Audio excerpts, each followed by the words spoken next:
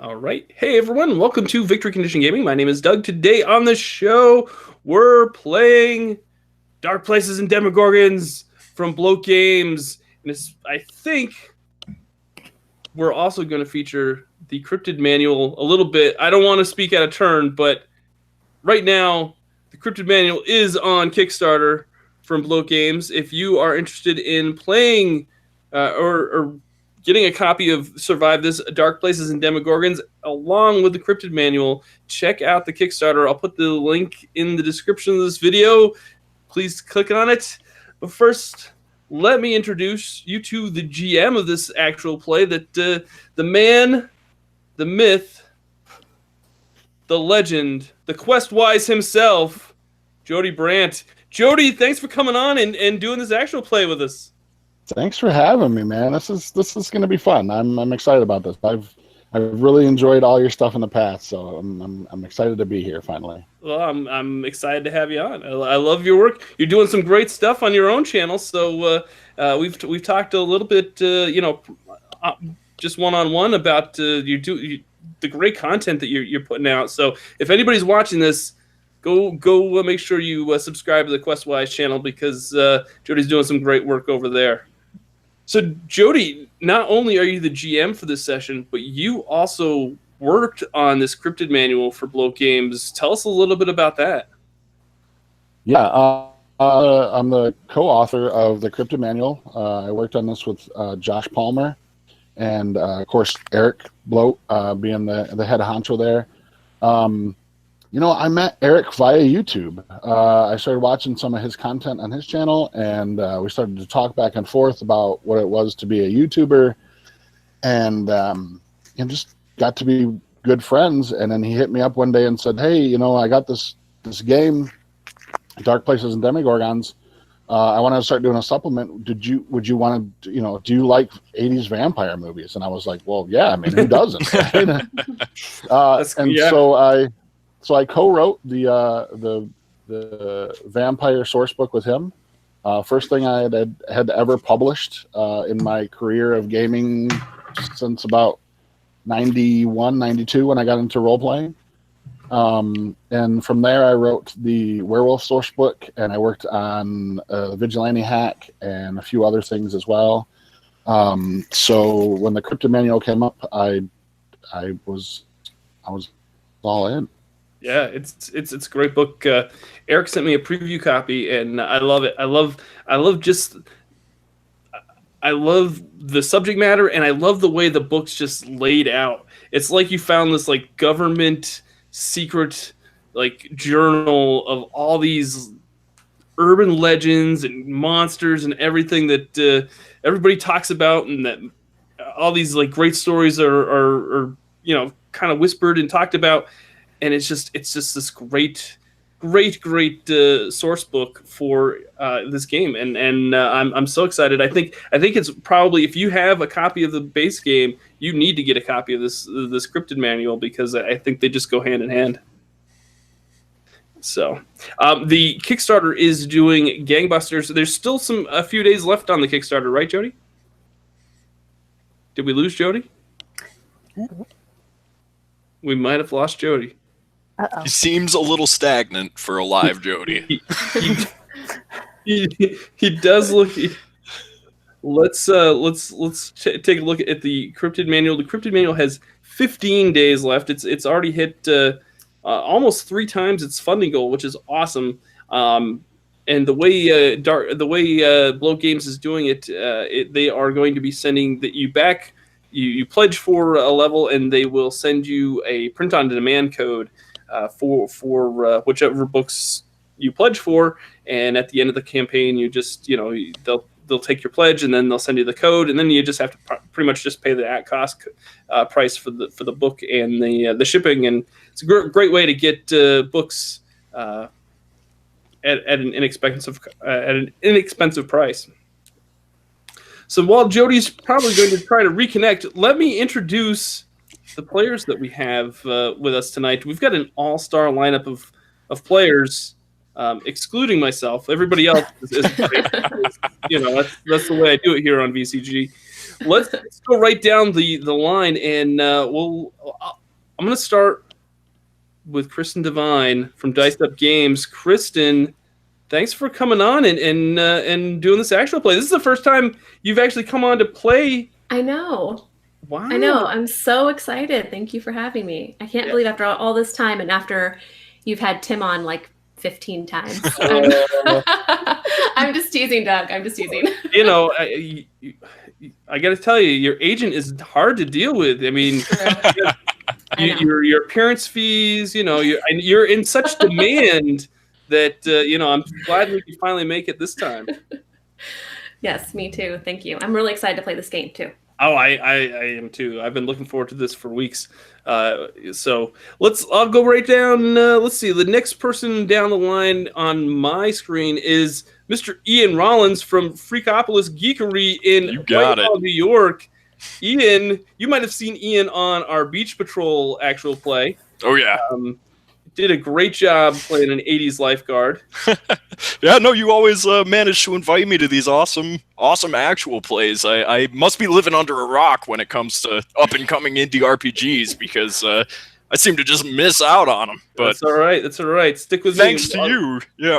Hey, you know. Otherwise, you can find Freakopolis all over the place online. If you don't mind me plugging some stuff real quick. No, go ahead. You can find us, search Freakopolis on YouTube or Instagram or Facebook or Twitter, all over the place. And you can find me as DM of a 5e actual play, The Lands of Alair. And one more time, thank you very much for having me here, Doug. I am super excited to get my hands on this game. No, I'm so glad you could make it for yet another 80s nostalgia decade RPG, because that seems to be our thing. I mean, you know so much about the 80s that you know, who else am I going to go to? Oh, for sure. You're the guy that never didn't live during the 80s. Was not there, but I am your resident 80s guy. That's right. And then finally on my list, on my screen, is the one and only, the legendary, the phenomenal, the incredible Doug Shute. I mean, no. Get a call from agentnight.com, the popular webcomic. Hello. Thank you for giving me yet another Wednesday night of your life to come on my show and do an actual play. Yeah, well, I'm happy to be here. Well, I'm happy to have you. And we just got back from SnowCon. We did just get back from SnowCon. You're gonna see my house is finally out of wreck from being gone for SnowCon. See, this is why I actually come on your show, because it gives me an excuse to have to clean my house for the camera. Nice. Well, not really. I like playing games on your show too. Well, that's you know, I like having you on. You know, and you're going to see a lot. You're going to see a little bit more Amanda Call here in the next couple of days as we upload and edit and get some of that SnowCon content. All our SnowCon shenanigans. That's right. That's right. All right. Well, we were supposed to have another player. We were supposed to have 5 with us. Mr. Jason Hunt was supposed to join us, and he might pop in at some point during the session. So if a 5th player jumps in, if you're watching this, and don't be surprised if a 5th player jumps in, and we'll just kind of just feed him in and you know, we'll make it work. I don't know where Jason was. He said he was listening to 80s music to get in the mood for his actual play too. Not too soon before we went live. So I have no idea where Jason is. Oh, Jason's right here. Jason is in the chat. He said I didn't send him the link. I gotta tell you, Jason, we all got the link. We're all here. Yeah, I'm pretty sure the link went out, my friend. I'm going to send it to him. You know, Jason just wanted the link directly sent to him. He wanted it catered to him. Too good for the group chat. Oh, come on. I'm going to. There we go, Jason. Hop in this actual play and introduce yourself.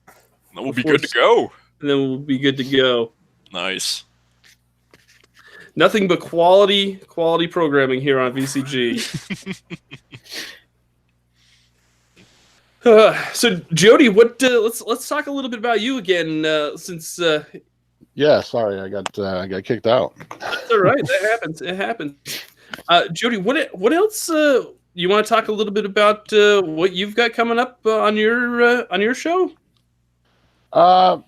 Yeah, I'm actually I'm a big Alan Barr fan, Gallant Night Games fan. Not yeah. that. I know it's not the popular thing to be, but actually I have a couple of reviews of some of his games coming up. Nice.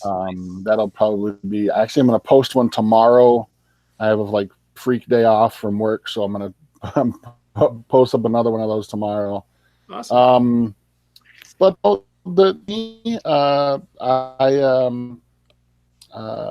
just random stuff piques my interest at the time.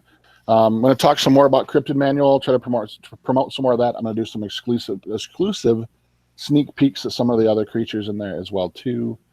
So if you guys are interested in that, I'll be able to see a few more of those cool monsters and stuff pop up. Very cool. Very cool. Awesome. Nice. I'm sending Jason I sent him a message that I sent him the link. We ought to send him an ultimatum. We should. Be like, let's do it the way it is.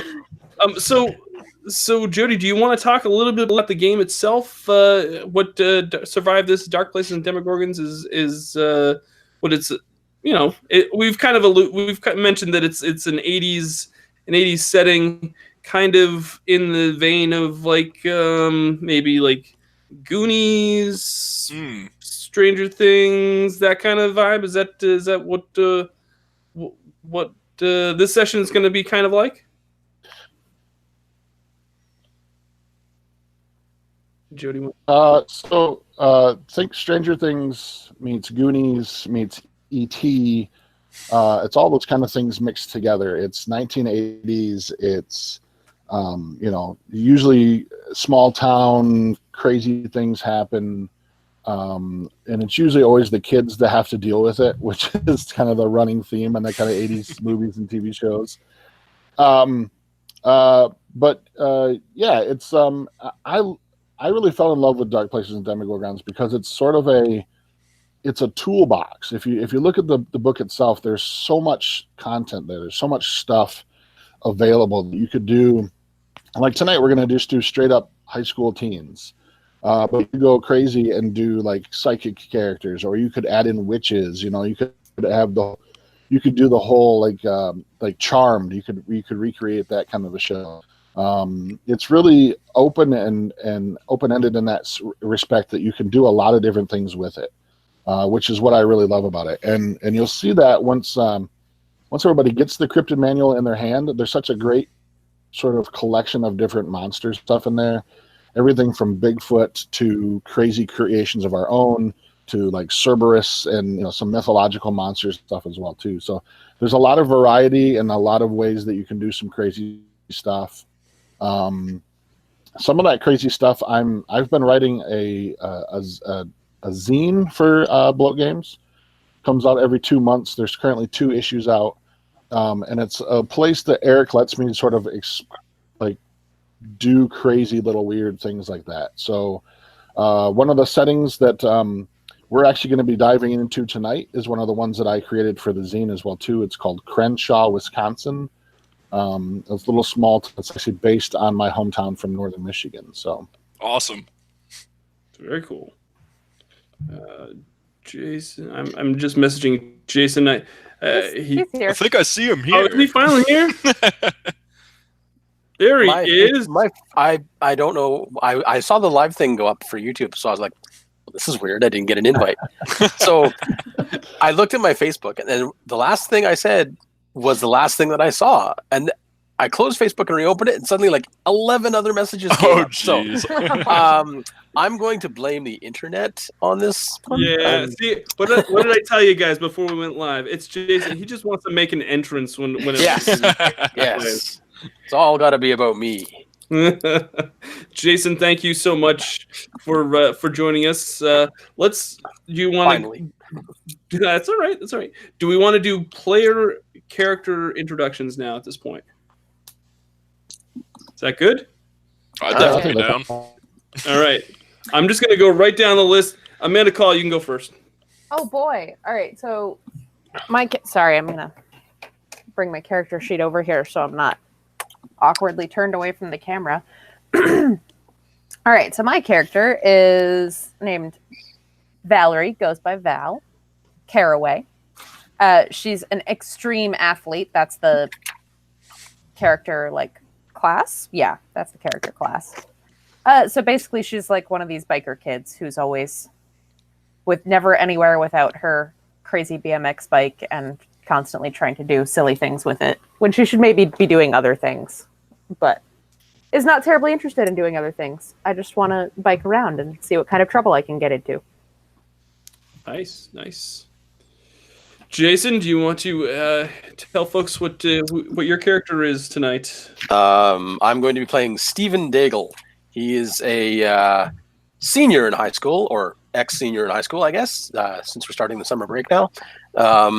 He's in his last year, so he was basically a lettered wrestler, actually. Not pro wrestling like the WWF, since it wasn't the WWE back then. He's just like the standard gym wrestler wearing the goofy headset, which not this one, but similar. Nice. Bit of a nerd. Closet nerd, though. It's all good. Was Steven the name? Yes, Steven. Ian, what is your PC? I am playing Lucas Deitreich, and he is a neutral metalhead, 17-year-old. Just got done with his junior year. Metallica just came out with a new album. I think he's East German. His parents moved here. He grew up in America, and now he's really digging the tunes going around these days. Nice. I like it. Kristin? I will be playing Amy Santiago. She is a 15-year-old. The class is the brain, so she's a geek. Nice. Yeah. Very She's cool. very into Star Wars. Oh, I like it. All right. My player is going to be, or my character is going to be Geoffrey Weidman. He is 17, so he's probably, we'll say he's like just graduated his junior year, going into senior year. He's like I didn't see a class for this, so I'm gonna just kind of like throw it in like maybe the goth class. But he's like the drama kid, the drama / art kid that's kind of quiet, but once he gets on stage, he kind of opens up. Let's see here, what else? I rolled. There's this really great chart for like random backgrounds in the Dark Places and Demogorgons. And I rolled. Awesome. Yeah, I love it. It's like you roll a D100 and it's got like all these different things. My background, what I rolled was my family has lots of pets. I'm gonna just say I've got a lot. Like that's what we've got. I hope you didn't also roll the unnatural fear of dogs or cats. No, awesome. It's trapped in his bedroom 24/7. I can't come out. So that's our crew tonight.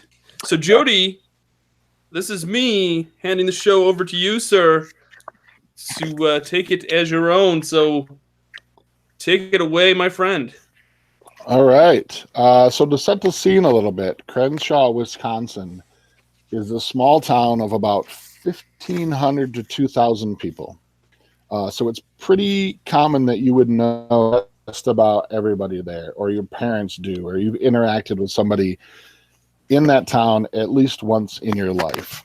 It is the first day of summer vacation, and in Crenshaw, because it's such a small little town, there's sort of like these little customs that everybody does. So the first day of summer vacation, it's always customary to go swimming in Log Lake, which is a small lake that's sort of just outside of town. There's only one road that goes by there, and it sits right next to this stand of woods called Crenshaw Wood. It's the town basically exists because there's one main road that runs through it, and it's the only main sort of thoroughfare to some of the larger cities north of there, which is why you kind of exist. So there's like, there's probably like a McDonald's, a lot of small like mom and pop restaurants and stuff as well too. There's the claim to fame of Crenshaw is every year they have a trout festival.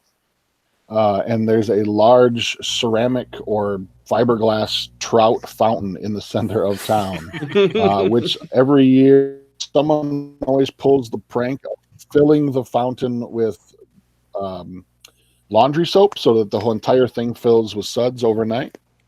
Nice. But it's the first day of summer vacation. You guys are all at a place called the Cone Corral, which is the sort of like local small business ice cream shop. And you're all enjoying a nice, refreshing ice beverage of your choice. There's a pretty good crowd there.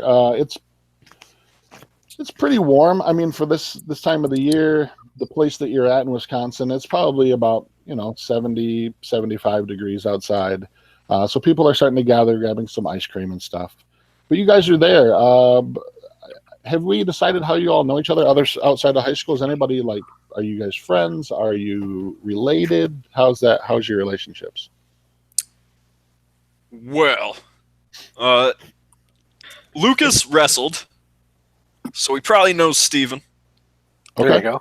But he didn't stay on the wrestling team. He got enough experience to get some skills in it, but he ended up really just digging these albums too much, and he had to hang at home instead of doing extracurriculars because it really blew his mind. And I have a feeling he also knows Geoffrey, but mostly just to berate him for his crap taste in music. Oh yeah. And there's one thing that I want to say about my character. He hates being called Jeff. He always corrects people like that. To always, he's that kid that's like, you don't call me Geoffrey. My name is Geoffrey. Yeah, Okay, yeah, Jeff. I like that. I like. Oh. Yeah, I think I kind of just tolerate these guys because it's kind of a small school, so who else am I gonna hang out with? Even though I'm kind of quiet and take to myself. Okay. I'm just mostly the sports guy who's like trotted out at all the major events. Not like as a mascot or anything like that, but like I'm always there. Like it's okay, you're on the wrestling team, you're lettered in wrestling, you got to show up. So I'm always there. I'm always around. I've always got a bunch of people hanging around. Because I'm a sports guy. Are you like the local, like almost like the local celebrity, like like you go into like the general store and like the owner's like talks you up and tells you what a great game you had the last game. I'm the great match that I just had. Yeah. That's mostly because my parents pretty much pushed me into like pick a sport, be good at a sport, and I was like, well, I'm not going to do anything normal, so I'm just going to get into wrestling, and that'd be where I ran into Lucas for a while, and we hung out for a bit, and then he decided the music was more important to him, and like we still keep in touch because we have wrestling in common, and it's, it's one of those sports where you can be cool because you're in a sport, but you're also running around in a unitard. Mm-hmm. So you got to be pretty self-starting kind of thing because people are going to make fun of you for that. So like I'm a pretty buff guy actually. So and I have my own car. I mean, popular kid instantly right there. Absolutely. And Steven, you said you graduated, right? This would have been your senior year. 17 years old is pretty much, last summer in high school kind of thing. So I'm pretty much like looking at scholarship stuff right now. So I must not get really held sure what back. So this whole like, not really sure what I want to do, but I'm mostly just focused on the wrestling aspect of it because, you know, mom and dad are like, well, you know, you got to make a career to this now, kids. So I'm trying to figure out like how the heck do I turn wrestling into a friggin' career? You know, it's my hair pulling moment, I guess, for the summer is going to be what I've got like 3 months to figure out what I'm doing with the rest of my friggin' life here. so this whole custom of going swim. Wow. The internet does not like Jodie tonight. I'm afraid not. No. I have to roll back on that. Dang. Yeah, he's froze. Yeah, he's froze again. That's a bummer. It's a good pause though. He's like, It's very dramatic. It is. So I'm thinking, how do we know the other folks in this group? I mean, the three guys kind of just we connected, but like, how do we Well, know Star Wars girl? So, Amy doesn't have a lot of close friends, but she's friendly with everyone. And unless Amanda objects, I'm gonna say that Amy is always willing to watch Val's new tricks, like watch her practice on her bike. Sweet. Sounds good. Yeah. Sounds good. And I'll say that I also tend to hang around at a lot of the sporting events where I would have met pretty much everybody else and become familiar with them. Even if I'm not necessarily paying attention, I'm just kind of hanging around because that's where people are. You know what? We always had. I had this kid that was always into like those extreme sports, and he would always make fun of like the actual sports of the school, and he'd be like, "That's not a sport. A real sport is like lame." Yeah, skateboarding and yeah. you know. Well, it's like just thinking about every school sporting event that I ever went to. There was always a group of us that were like, "Yeah, we're here, but we're not paying any attention. This is just a place. It's a place to hang out." Exactly. A place to hang out. It's like you gave us this event on a schedule. We're not going to the event. Right. I don't have to be in class right now, so I'm happy to be here. Exactly. Ooh. I am happy to Jodie just... has returned. Oh, there Jodie. he is. Hey, I'm gonna try something different. All right. Right. I'm gonna switch to my phone. I think it's my laptop that's something's funky on it. So You don't look nearly as chunky now. Yeah. thanks. It's actually coming in pretty good from this. Awesome. We've just been discussing our relationships. Yeah, we were fleshing that out. Yeah. Mostly sporting events. Right. Perfect. Yes, sports ball. Yes. Except there's no ball in There's no ball in any of our sports. Yes. Well, you know. I'm just kind of bitter that all the sports get all the recognition and not like the play that we do every year and like the musical that I'm like, Jeff, how many times do we have to watch Romeo and Juliet? Come on now. Geoffrey, and we did Hamlet this year. Hamlet, Spamlet, whatever. It's the same thing. Forsooth and forthwith. Hamlet's pretty cool. Like a bunch of people die in that one, right? You know what though? It's actually pretty. I dig the whole skulls motif. Yeah. You do have to wear tights, so I'll give you that one. Yeah. But the sound of music. No. Nope. Except for certain music, I guess. Metallica. Vastly Metallica. That would make wrestling so much more cool. That's what I'm saying. It's a warrior sport, right? Yes. You have like entrance music. Yeah. Yeah. And you could just see the PTSD in my eyes when I hit the mat. At 17. Oh man. The post-traumatic stress of that pimple that you had to get. Oh. So we are at the ice cream parlor. You're at the ice cream parlor. All right, now that we're back here.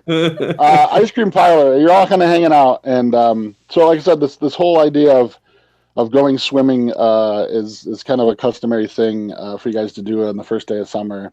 You know, it's something you've kind of got, you've had planned for a while. Somebody always does something stupid, a rope swing kind of thing, breaking, that kind of crazy stuff. But you're at the Cone Corral, and you're approached by Old Man Wilkins, who is sort of he's that typical old man that lives in every small town. He's that sort of crotchety old guy that everybody sort of tries to avoid, but at the same time, he's got a softer side. He's a nice guy, but he always tends to come off as kind of crotchety. And he approaches the group of you at your table, and he says, "Hey, so it's the first day of summer vacation. What do you guys got planned?" Gonna go to the lake, I guess. Watch some kids get into trouble. Yeah, Hey, I heard some crazy things about that. I heard they found Jimmy Hoffa's body at the bottom of that lake. What? No way. What? Who the hell is Jimmy Hoffa? Yeah, Jimmy Hoffa. Jimmy Hoffa. They found his body down there at the bottom of that lake. I mean, that's what I heard. I haven't seen it or anything. But. At the bottom of our lake? Yeah, Log Lake. Out here in Wisconsin. That's a kicker. That's crazy. I think he's crazy. Do you guys think that's true? Do you think he is? I think he's crazy. Dude, it's Jimmy Hoffa. Come on, we gotta go at least have a look around or something. Maybe we can find something. That'd be awesome. Yeah, another body would be pretty sweet. Well, yeah, but what? I have a ridiculous interest in the paranormal and weird stuff, so I'm all on board with this already. I just like the grotesqueness of it. Was it like in skeletal form, old man? I don't know. I never saw it, but I didn't see nothing. But I heard that it was the witch of Crenshaw Wood that put him down there. There's a witch the whole time. Where have I been this whole time? Where did this witch come from? The witch. So there's always been this sort of like, I don't know what you would call it. Sort of this sort of folk tale that the woods were haunted, but everybody's made up their own theories about it. You may or may not have heard about the witch. You probably have heard of the Jimmy Hoffa thing, seeing as how they officially declared him dead in like 1982. So that would have been on the news and stuff as well too. But everybody has their own theories about the wood. It's one of those places that's really sort of overgrown, and there's nothing there. It's kind of just a scrubby old kind of forest that butts up against Log Lake and stuff. But everybody has their own sort of theories. You're pretty sure that this old man is he's made up his own theories about this kind of stuff. He's probably the kind of guy who watches the news and then creates unfathomable stuff in his imagination based on my kind of guy. So Stephen, the old man, reaches over and he puts his hand on your shoulder and he's like, "Hey, congratulations on your graduation. I hear there's some great things in store for you." I don't know, man. I'm hoping, man. I haven't heard back anything yet. I've got some applications in, but Dad's really been leaning on me lately. I'm not sure. I don't know what I want to do exactly. Like I got the summer, but I'm not gonna lie. This is more awkward than the first day of school when I came to town. I'm not even sure what I want to do with this, but this whole Jimmy Hoffa thing might be fun. Tell us more about that. And he kind of laughs it off, but then all of a sudden he gets dead serious and he looks at all of you right straight in the eye and he says, I understand you guys got to go out to the lake today, but I want you all to be very, very careful. And then he kind of just stumbles off into the crowd. It kind of freaks you all out because he was you almost at one point thought he was probably joking about the Jimmy Hoffa thing. But then the minute he got super serious about everything, it kind of sent a chill up your spine. It was a kind of a weird feeling. But yeah. Whoa. What do you think of that, Princess Leia? You still going to come out into the woods with us? Yeah, of course I am. It doesn't scare me. Not the witch? That guy's mental. That guy's crazy. What the heck? He's a cool old man. Leave the man alone. Probably your You know- grandfather. Really, Jeff? You want me to pop that little drama acting head off your shoulders there? It's Geoffrey. Not if I pop your head off. It's not.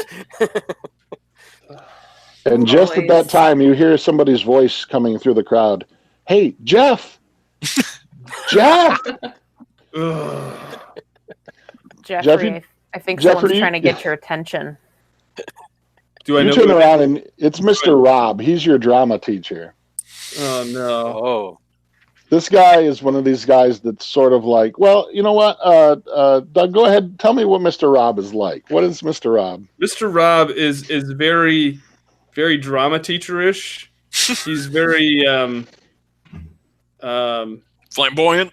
yes, that's the word I was looking for. Very flamboyant, very, very outrageous, and yeah, I think he really, really likes drama, and he's all about the drama, and he feels that the next play is going to get him the recognition that he deserves as a director, and that's going to be his masterpiece. And he's never satisfied with the performance of any of his drama students.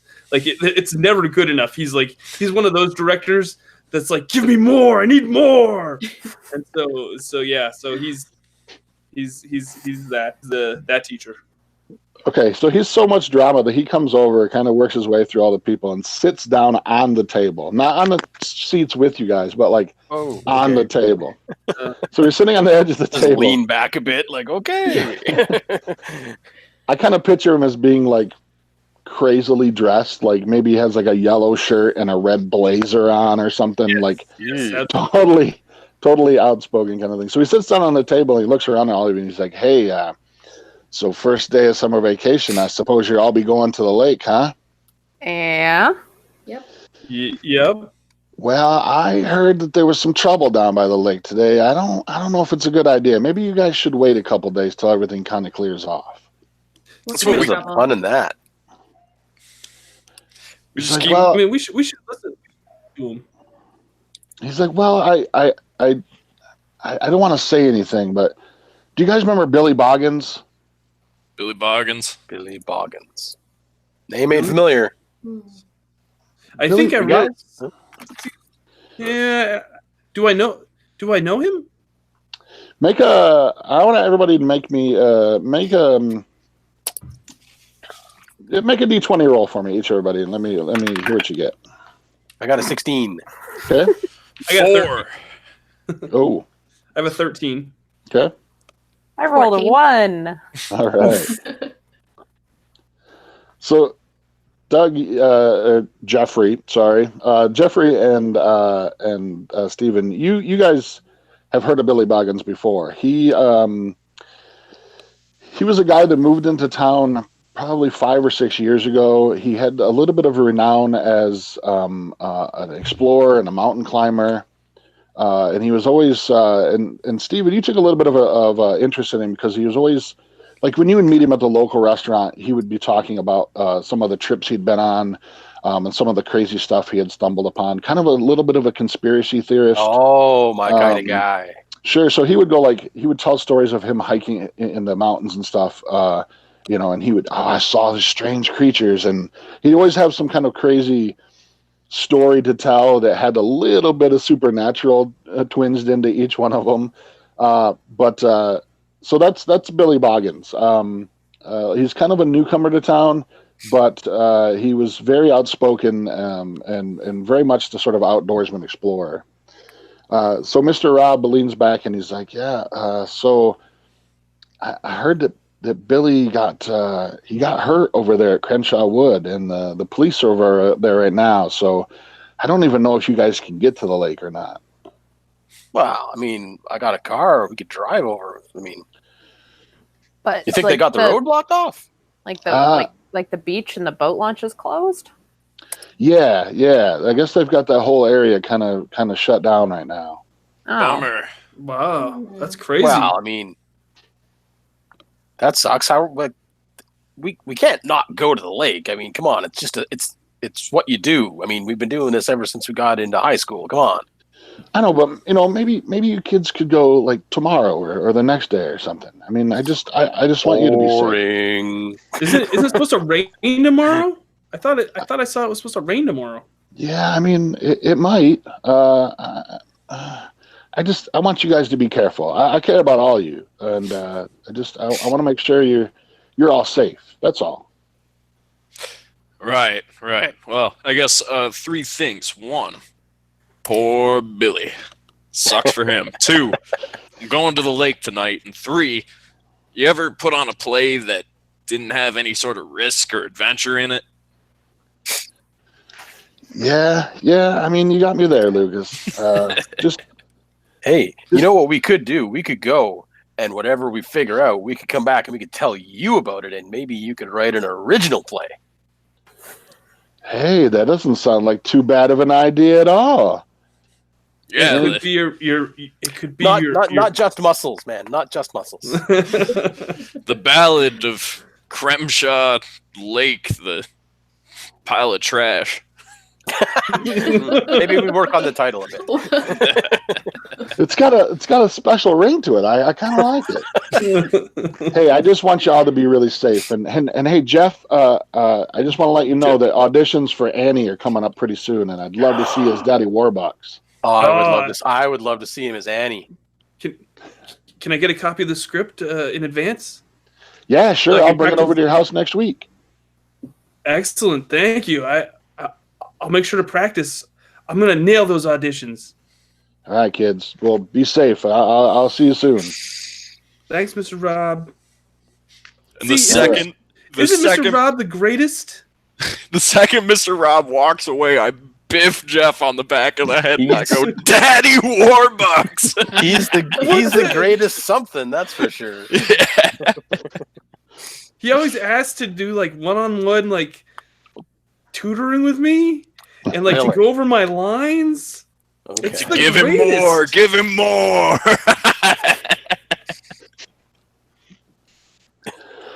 So about an hour goes by. You guys have finished your ice cream. What would you like to do? What do you want to go to the lake? Do you want to go right away? Do you want to wait a little while? It's up to you guys. What time I is think we should go. Yeah. I would say it's probably like 1 or 2 in the afternoon right now. The whole town is going to be out there. We can't be the only people that didn't go to the lake. I mean, even if nothing is happening, everybody else is going to be there. I mean, what are we going to do? Go home and sit around on the front lawn and eat more ice cream? I mean, not that there's anything wrong with that, but, boring. Yeah, no, I'm cool with that. Val, you can't drive, right? No, but I have my bike. Princess Leia, you're not a driver. I am not a driver. Daddy Warbucks, you don't drive.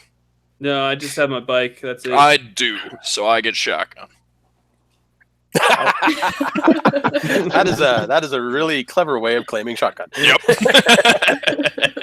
Okay, well, I'm just gonna bike there, and I'll probably beat you anyway because of the traffic. So I'll see you at the boat launch, assuming the police haven't shut it off. All right, so we want to meet up around the. Well, okay, so hey, what if the boat launch isn't available? Where do we meet? By the rope swing, I guess. In the woods by the witch's house. There is no witch's house. Come on, really? What? Do you believe that? Oh, crap? come on, some sense of imagination, a little fantasy. There's a witch's house out there. Can't meet at an imaginary location. We need an actual location to meet. Fair enough. That makes sense. Lucas, you're so crazy, man. I'm just saying. I say we may meet by the rope swing. Yeah, that sounds good. It's something everybody knows. I mean, if I can't get the car close enough, we'll just pile out of the car and sneak around through the woods. The cops can't watch every goddamn square feet. That's of the woods, exactly what I'm figuring. True story. But if we find the witch's house, we meet up there. If we find a witch's house, we will name it after you. Awesome. Val, can I ride on the back of your bike so I don't have to go with the boys? I'm riding my bike too. I don't want to ride with these. Wow, I know how Steven drives. I'm not. My mom won't allow me to ride in a car that Steven drives. Oh, She your knows- mom. she- Oh no. Okay, she- fine, she- yeah. she watches him wrestle, and she knows how rambunctious he is. Does she Yeah, still okay. does she still tuck you in and kiss you on the forehead at night too? Shut up, Steven. Whatever, Steven. We all know about the time that you got halfway on the on-ramp to the highway, realized that you did not actually want to go that way, turned around doing about 60 miles per hour in the middle of the on-ramp. Beth and Jennifer told everyone about it. Okay, we know what happened. You know what? I nailed that turn. Didn't You're hit not a supposed thing. to turn around. I don't even drive, and I know you're not supposed to do that. Come on. Well, come on, it was fun. Nobody got hurt. Amy, I actually have a spare bike, so you can ride on the back of my bike till we go by my house, and then we can pick up my other bike, and you can borrow that. Cool, thanks. Because, no offense, but you're going to slow me down, and I don't want to throw you off when I do some of my sick moves. I know. Speed is very important. I understand. Look at you. You are like freaking her master to the Padawan. I don't understand what any of that means, but we're going to go get our bikes now. Oh, even I watch Star Wars. Is that the thing with the lasers? It's a movie, Val. Yeah, no, I know, but I mean, like, it was the one with the lasers, right? There is a lot of lasers. Okay. We have so much to talk about, Val. Just think about all the conversations you're going You to know have what? while you On take her second home. thought, enjoy your bike ride. Yeah. You go for it. You go do your thing. Yeah. All right. So me and Lucas will pile into my car, which is What kind of which car is is a this? Yeah, what It's kind of a- car is it? it's a Ford Taurus. Yes. It's a chick wagon. Awesome. It's got the plush velour seats. It's got a brand new cassette deck. Ooh, Sweet. so fancy. What tunes are you rocking out in that Taurus? Well, he's shotgun. He gets to pick the tunes. I'm driving. Yeah, I was gonna say if he tries, I'm gonna slap that cassette out of his hand and put in my own. Have a little You- you Tears have for Fears, man. No way. And that would be Metallica's debut album, which is too profane to say on your stream, Doug. We'll just be Like, headbanging our way down. Yeah, exactly. All ages.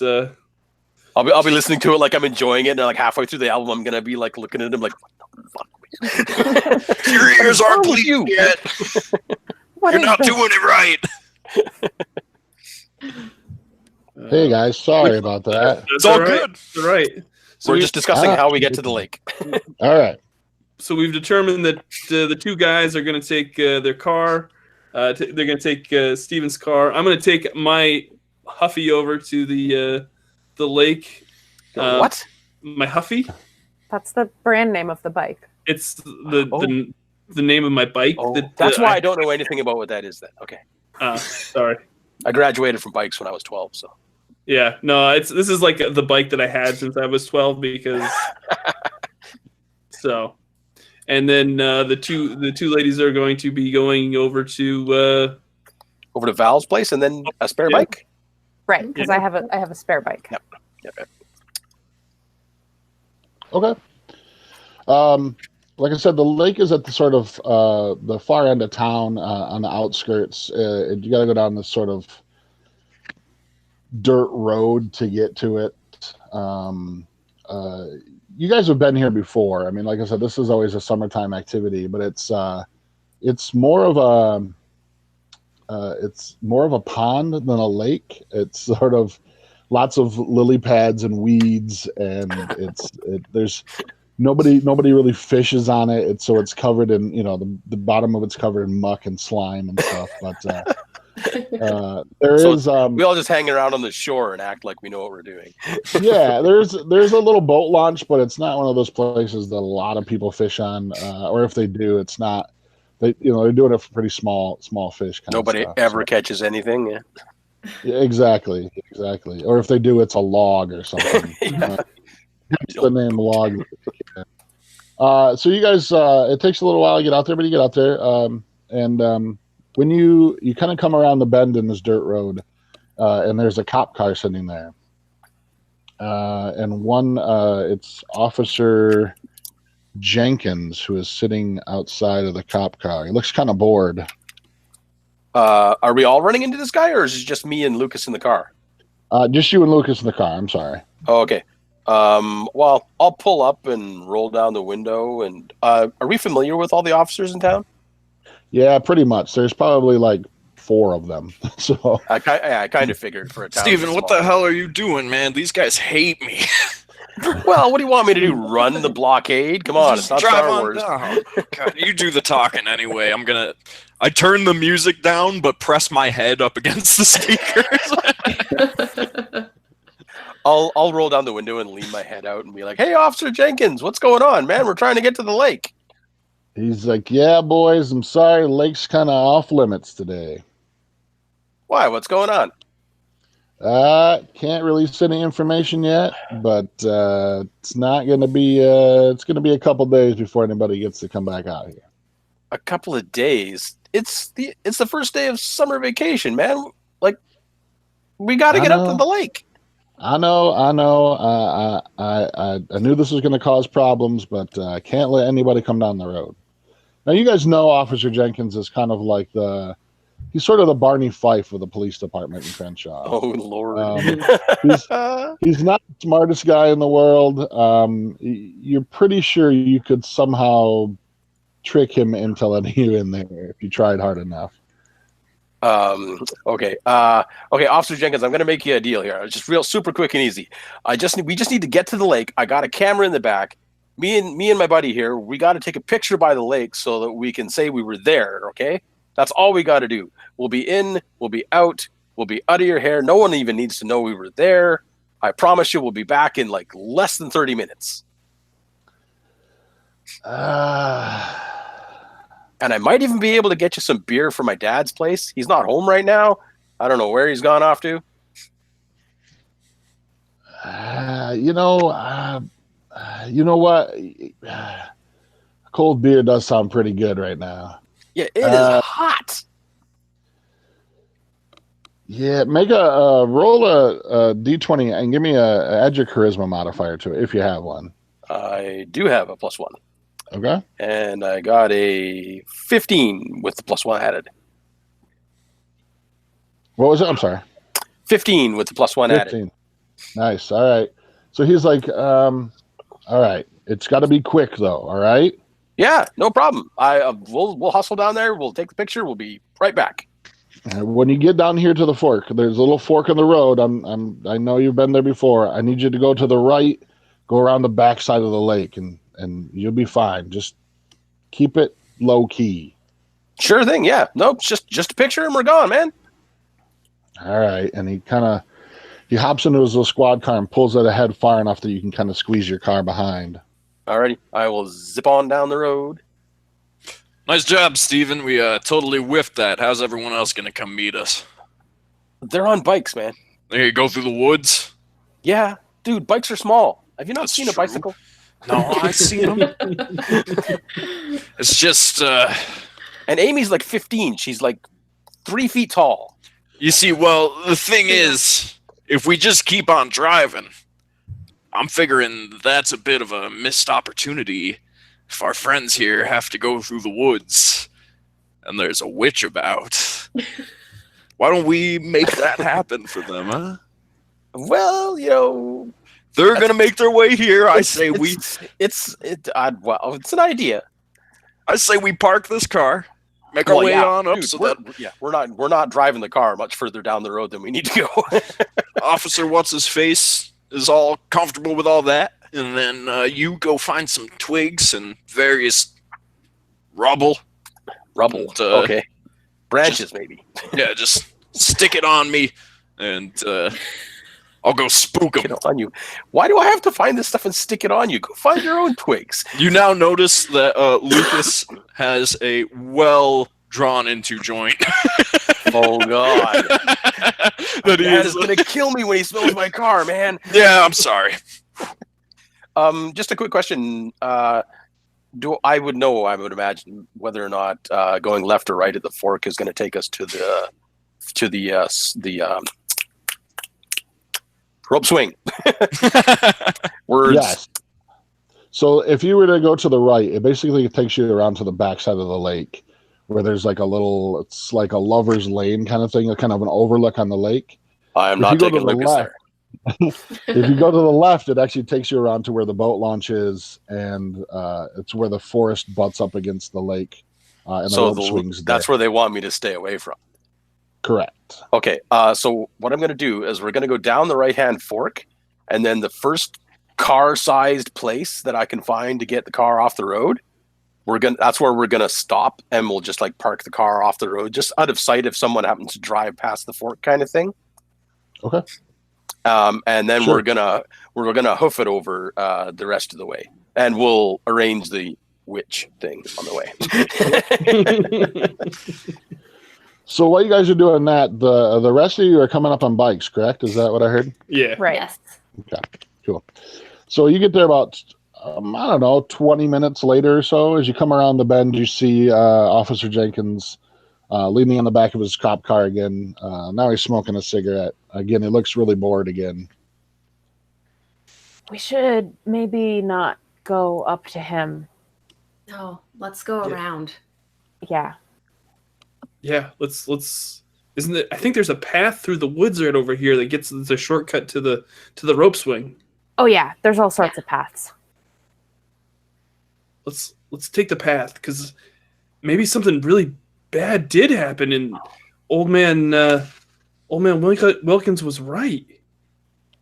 I mean, maybe, but either way, I don't particularly want to have the police officer who's blocking the road stop us from getting through. True. Yeah, I- let's take the path. Is there like in the path? Is there like jumps and stuff that you're gonna like? Yeah, there are. Sweet. Do all my crazy bike jumps and tricks, showing off. Check it out, guys! Woo! I'm gonna go up over like a little hill, and I'll be like, and I White get like knuckle this the whole time, like yeah, I get like this much off the ground, and I'll be like, yeah,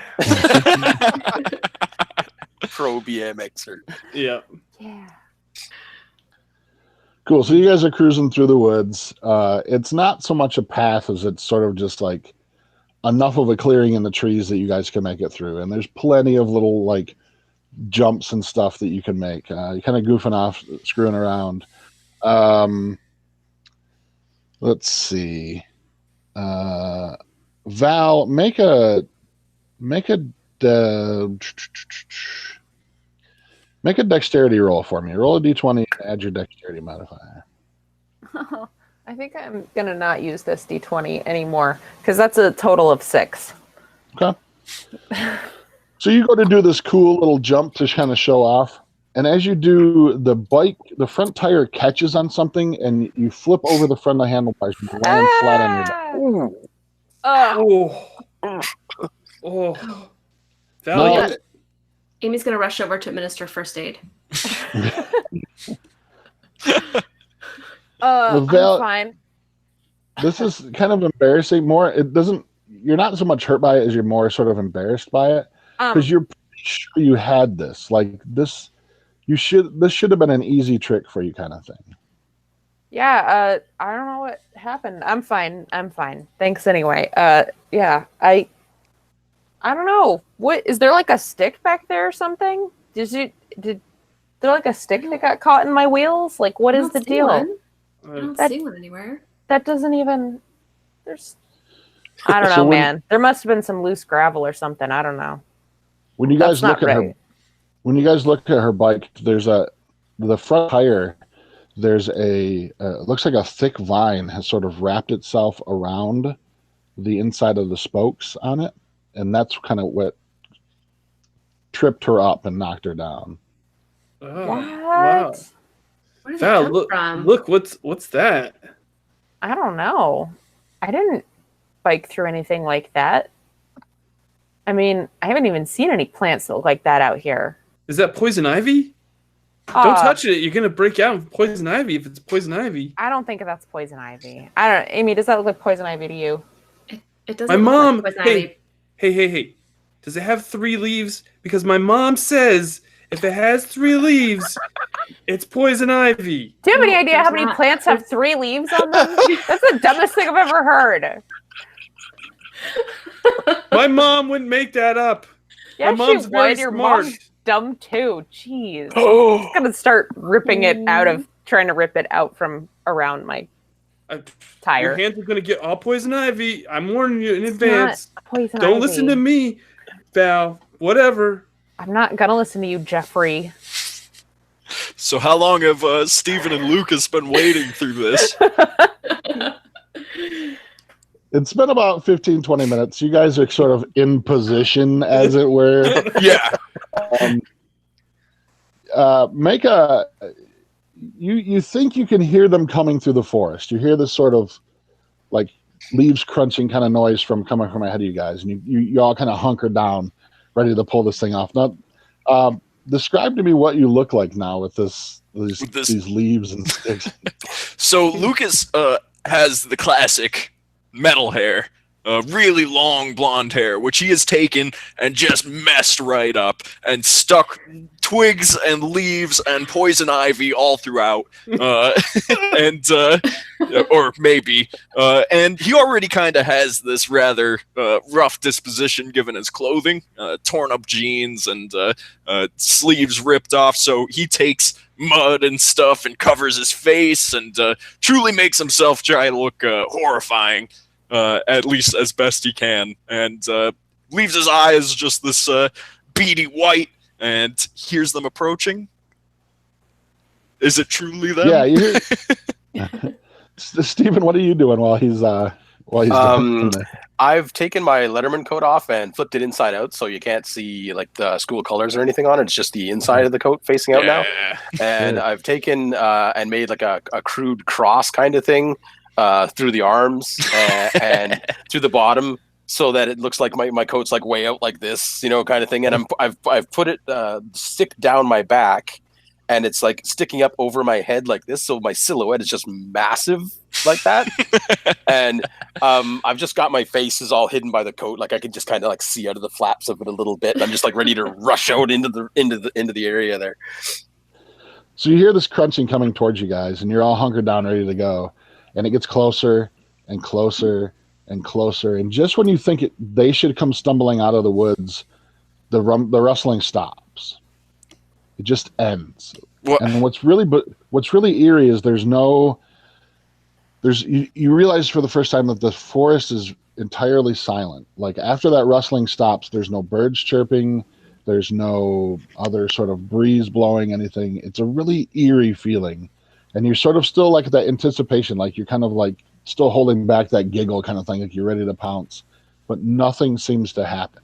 It just stops. I'll kind of like give you a really. I'll halfway look at Lucas. I'll give him the whole like what? Yeah. Lucas glancing around, he goes, "What the hell was that, man?" Yeah. I mean, they should be here by now. Yeah. He looks down the path, turns back towards you, and maybe there really is something freaky with this place, huh? I'll move out towards the path like as slowly and as obviously not at all silently as I can with this giant thing strapped to my friggin' head. I'll just be kind of like, like completely abandoning the whole surprise thing. I'll just be like looking around like what? Like I don't hear anything, man. Do you hear something? No, dude. This is weird. So, Geoffrey, Val, Amy, are you back on your bikes now, or are you walking them, or? Yeah, if I got the plant matter out from around my wheel. It pulls out rather easy, and it seems kind of odd that something that sort of, that easy to pull out would have tripped you up. But yeah, and it doesn't seem to have done any damage to your bike or anything. So, well, that's as good. you guys are heading down, make everybody, or excuse me, just Geoffrey, Val, and Amy, make a wisdom check for me. I have a 13. Oh, natural 20. Wow. Ooh, nice. Kristin. Yeah. I got a 9. Okay. So Amy, it's you see Steven right away. Like he's sticking out like a sore thumb. And the first thing in your mind comes to mind is like, is he wearing his jacket inside out?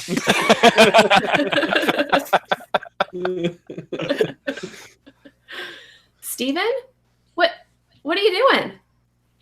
Is it actually me? It is you. Oh, okay. I'll spin around and be like, "Oh, what the hell, Amy?" And I'll like start scrambling my thing out of my back. I suppose upon hearing that, Lucas will run out of the brush, hands raised, going ah, and they go, "What, Steven? Come on, you gotta commit, man." Damn it. She knew who I was instantly, man. Come on. He's just like dripping mud down his face. The disappointment is palpable. What are you guys doing? What? We were gonna give you a witch. That was the plan. What? Well, never mind, jeez. I start making my way to the lake to try and wash all this off. Picking sticks out of our Yeah, like You know, grumbling about how I hope I didn't rip my coat. You guys know, are weird. Mr. Rob could have made a totally better costume than that pathetic attempt right there. I got nothing for you, Jeff. yeah, Jeff. I mean, jeez, yeah, I'm sure he could. Jeffrey. My name is Jeffrey. Your name is Jeffrey? How come you're talking like you got braces then? Because he's probably trying not to punch you because you're being a jerk. Now, are we proceeding on to find out what's going on at the lake? That is Fine, Val. definitely where I'm heading. Yeah. All right. So about are you guys sticking to the woods, or are you going to go back out to the road, or? We should probably stick to the woods. That's what I'm ran thinking, into Officer Jenkins on the way in. And Yeah. we don't want to go back that way. Sure. So about another 10-minute hike through the woods there, you get to the edge where the road comes around and the boat launch is there and the rope swing. And you see one other police car and an ambulance, and they're both starting to leave the boat launch, heading back down the road. There's a little bit of police tape still sort of fluttering in the breeze wrapped around a couple of the trees. You can't tell if there's anybody. There's one police officer in the car and a person driving the ambulance, but you're not really. You kind of got there too late to notice if they put anybody or anything in the back. And they're starting to leave down the thing. You're pretty well hidden at this point, so nobody sees you as they drive by. But after they leave, it's just you. There are no other people at the lake right now. Well, that's weird. I didn't think they'd have anything else out here. That's kind of weird. Yeah. I make my way over to the water, lean down, splash my face with it, splash my arms with it. I don't care if it's slimy and filthy. It's better than mud. I'd shove you in, but this is just weird. Lucas turns back towards the group. Standing up, he goes, Geez, maybe something really did happen to somebody out here. We should. You guys want to go check out the dock, see what's going on? that's what I'm thinking, but you know, you guys on the bikes, you didn't come up the path earlier, did you? Like, y'all met us at once. What? Right? No. No? No, we didn't come up earlier. We all came up at the same time. We were all together. Right. Did you guys hear anything? Yeah. No. Just No. me wiping out. Yeah, it was so. I thought Val was like super hurt, but she was totally not. Fine. I'm fine. You should have seen it. It was like, Steven, Some like plant or something got wrapped up in my bike wheels. It's not a big deal. she ran over a wiped stick. out like really hard. I turn towards Geoffrey and I go, well, I give it another 4 hours till that ambulance makes its way back here then. All right. I guess Make our way to the docks? Make our way over to the dock. Unless Yeah. somebody else wants to do something else. Yeah. No, I'm down. Okay. Look around, see if we see anything. You get to the dock. There's not really much there, other than what little bit of muck and stuff has been disturbed by Lucas cleaning himself off. The police tape is sort of stretched. It looks like at one point it was probably across the road that leads to the boat dock. And there's some along the trees as well too, where you guys kind of came out. That's sort of just hanging there now. Steven, make a wisdom check for me. Okie dokie. 12. Okay. As you guys are kind of as you guys are sort of walking around the boat dock thing there, you think you see some movement coming from the forest. It was something you just kind of glanced over your shoulder, and you think you saw like what may have been somebody like peeking out, and then the trees sort of moving back, kind of thing. You didn't actually see anybody, but you saw like the trees and the undergrowth sort of move as if somebody was there. Oh, okay. I'll spin around and be like, I'll motion everybody else. I'll be like, and I'll point in that direction. Okay. I thought I saw something. Yeah, it's trees. They're called trees. Jeez, Steve. I will leave you out here in the dark, Geoffrey. Wow, Hey, he full called name. you Jeffrey. Yeah. Got time. Lucas is going to walk over towards the tree line, not so much with the intent of seeing whatever Steven saw, but to grab some police tape, which he then, in a very punk-ass way, makes into a belt.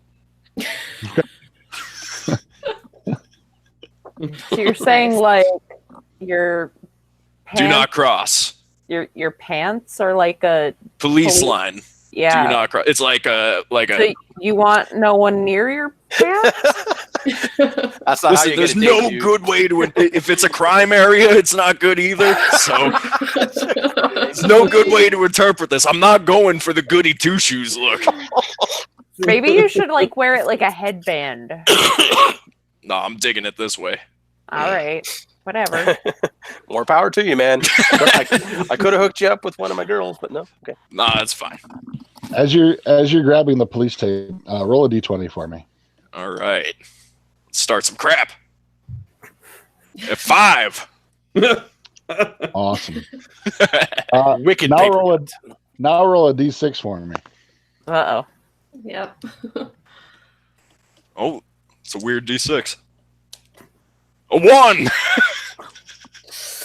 Well, we don't know if that's good or bad yet. Yep. So, as you're leaning down and you're pulling this piece of police tape off, it gets kind of snagged on this branch, and as you snap it off, you see sort of down about knee level at first it seems like a sort of like a knot in a tree, like that sort of round bulbous kind of thing. But then all of a sudden it blinks at you. And you and the first instinct you have is to turn around and run away from it as fast as possible. All right. So I start sprinting off with my new belt. This thing trailing behind him, flapping in the wind. Look, where you going, man? Do not go in the woods. Nope. Out of here. We are in the woods, man. It's a little late for that. Nope. See the police lines? Do not cross. They're not lying. What are you freaking out about?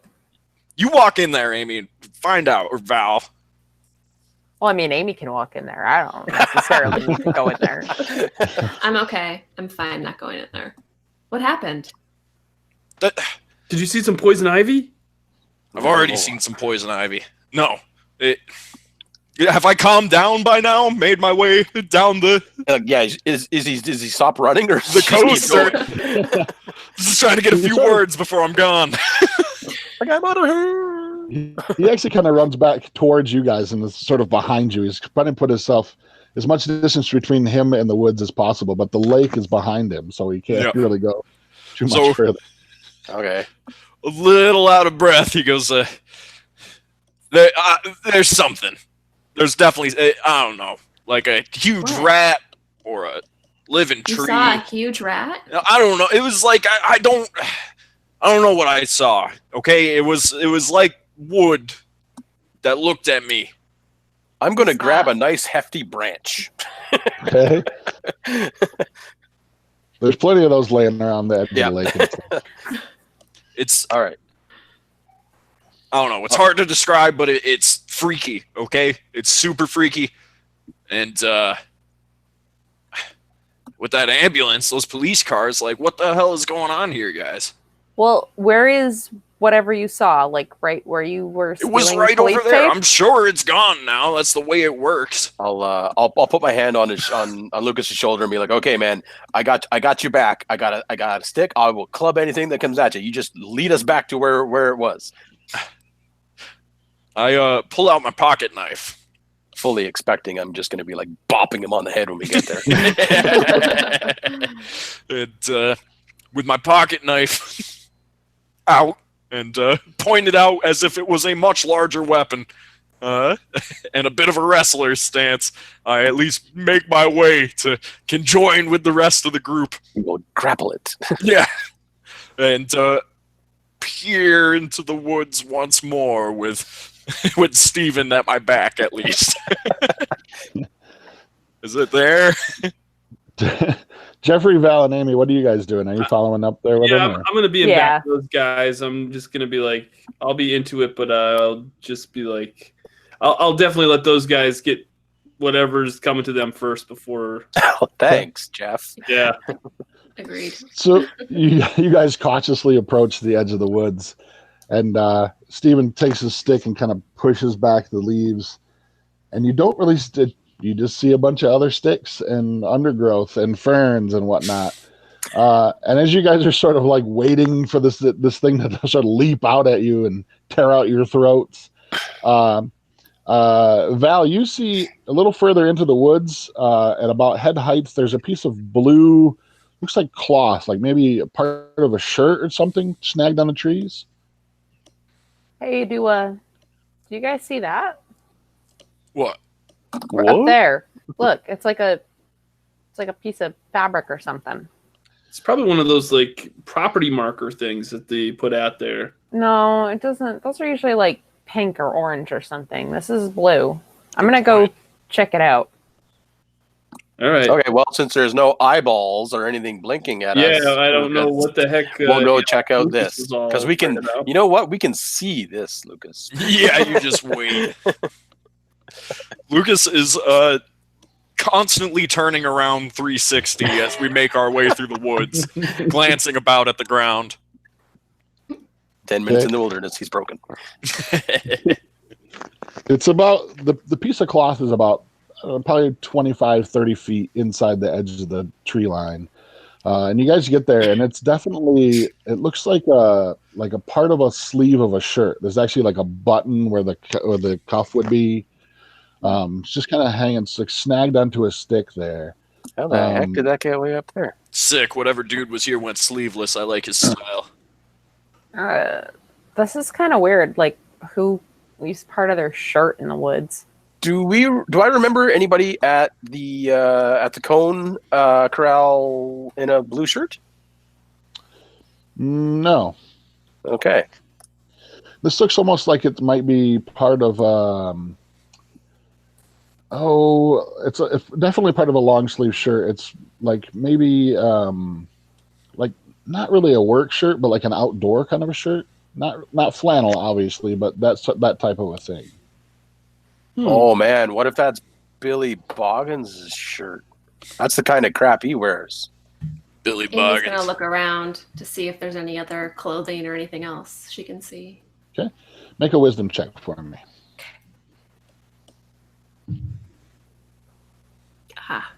10. Okay. You don't see anything other than you realize that the forest, as it goes further back in, gets really dense. Like the undergrowth starts to get thicker and thicker. There's more ferns and vines and whatnot, to the point where you can only see about maybe 50, 60 feet further in before it becomes like a wall of green leaves and stuff. Okay. Can we reach this this sleeve? Like, is it grabbable from the ground, or is it the kind of thing we have to climb the tree? Okay. No, it's probably like about head height. Okay, I'll go over and yank it out of the tree, I guess. Okay. As you pull it down, you notice that it's sort of it's damp, and it's also sort of has like these little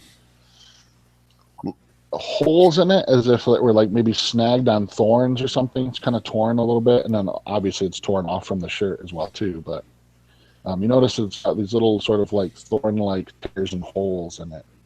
Are there any? Is there anything like that around? Yeah, I mean, the forest is definitely. It looks like maybe if he was coming from deeper into the forest, maybe there's So a lot of stuff back in there. that could snag Somebody on. hustling out of that undergrowth, maybe. Exactly. Huh.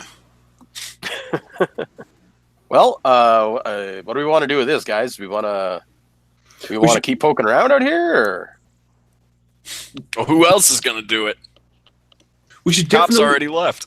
Yeah, we should definitely like keep that safe because it's probably evidence, guys, for the police, and we should probably turn it in to the police once we're done. I'll show Okay. you evidence for the police, I say, with a I'm- pelvic Oh, thrust. oh Jesus! My I'll mom- give the sleeve to Geoffrey, since he's going to be the do-gooder of the group. My mom will know what to do with this sleeve. Did your mom know everything, Geoffrey? So My he mom- says. My mom is like the smartest woman alive, Stephen. She She is knows actually kind of everything. nice. Really? Okay. All right. We'll get back to that later. I may have questions.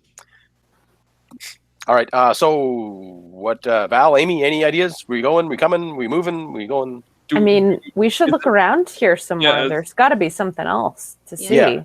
There's like Okay. this sleeve. What other So- kind of weird evidence is there out here? Okay. So there's. Let's all go in like 20 feet in a different direction, and no further than that. And we'll just come back and see if anybody finds anything. Just look around your area when you get to where you're going. Okay, Lucas, don't okay. sprint. what? I don't know. What if 20 feet is too far? What if we still can't? What if we can't see each other? Well, if you lose sight of the group, turn around. Okay. Is that fair? All right. Geoffrey, you want me to hold your hand? I'm not going to do it. but you No, want me you to? don't need to hold my hand. Okay. I Just will asking, give it man. a go, but We don't. Your mom's not here to ask, so. here's the stipulation: I am not gonna find anything. You can see Lucas now, with his completely disheveled hair, has a bunch of hair in his face that he just can't control. Uh, All right. I'm going to head off my 20 feet. Yeah, Turn I'll, around. I'll go in the other direction too. Okay. Let's start. We'll start at the top of my list that I have in front of me. So, Geoffrey, you get 20 feet out. Make a wisdom check for me. I just got us all killed. Oh my. An 18. What'd you get? I'm sorry. 18. Okay. You notice that the forest is definitely getting thicker, and it's odd because it got thick really fast. Like at the edge of the wood, there was an area to kind of move about and see things, and now you're in a spot where it's really thick, and it got really thick really fast. Down at your feet is what you stumbled upon is a small ring about about a foot and a half, 2 feet across. It's a perfect circle of mushrooms, and inside that circle is just bare ground. Like there's no grass, there's no weeds. It's just dirt in the center of it. Okay. Interesting. Val, make a wisdom check for me.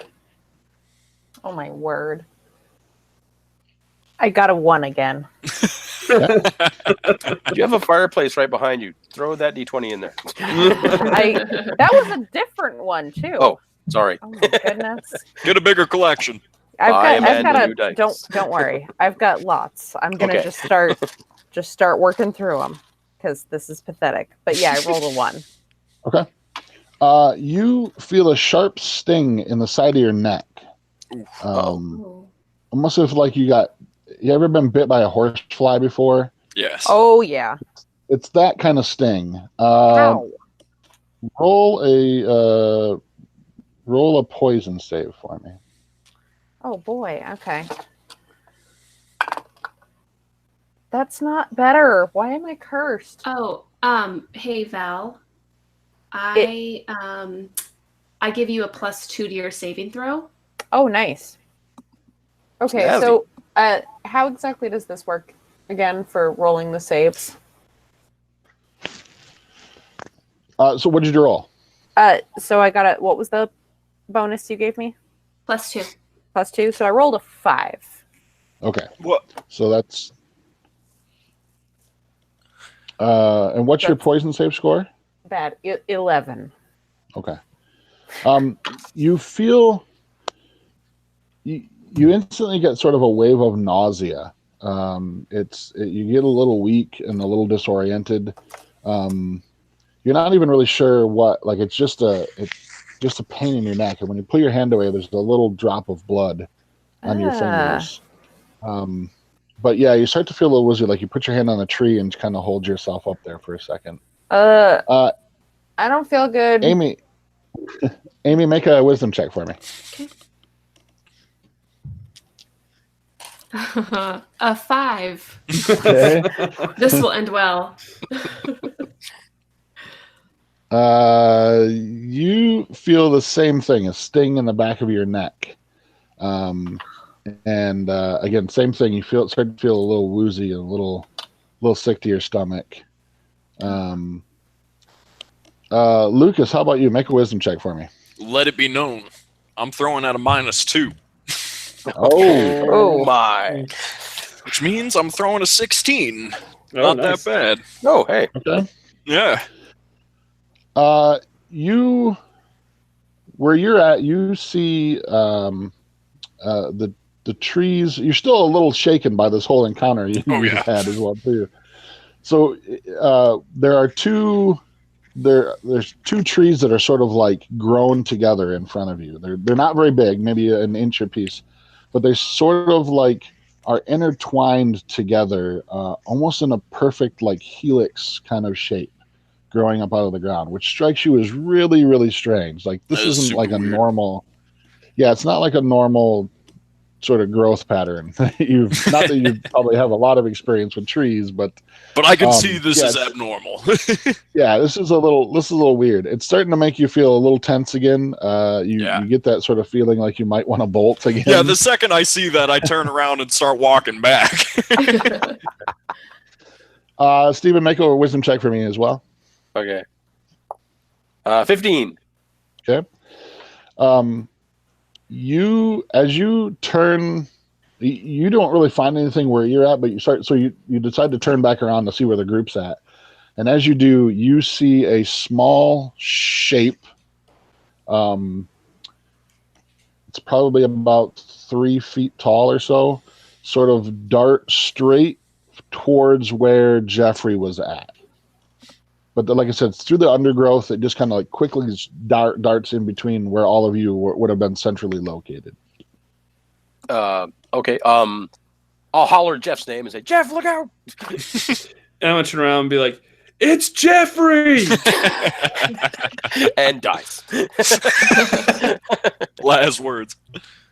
Geoffrey, make a dexterity check for me. Oh, I rolled a 1. Okay. Ooh. Just as you turn around and go, "It's Geoffrey," this thing plows into your legs, and you stumble backwards and step into that circle of mushrooms, and you just see forest. You don't see your friends anymore. It's just trees. It's just trees. I don't see those guys at all. I just see. You don't see them at all anymore. What about the little thingy that hit him? You don't see it. It like hit you and pushed you back and kind of just kept running. Okay. What the hell's happening to Geoffrey? I saw something headed his way. It's tiny. So, and I'll run back towards where we started. yeah, reconvene at the sleeve center, tree. yeah. And I'm guessing that Val takes a minute. Yeah, I'm coming. I don't feel so good. Yeah, me either.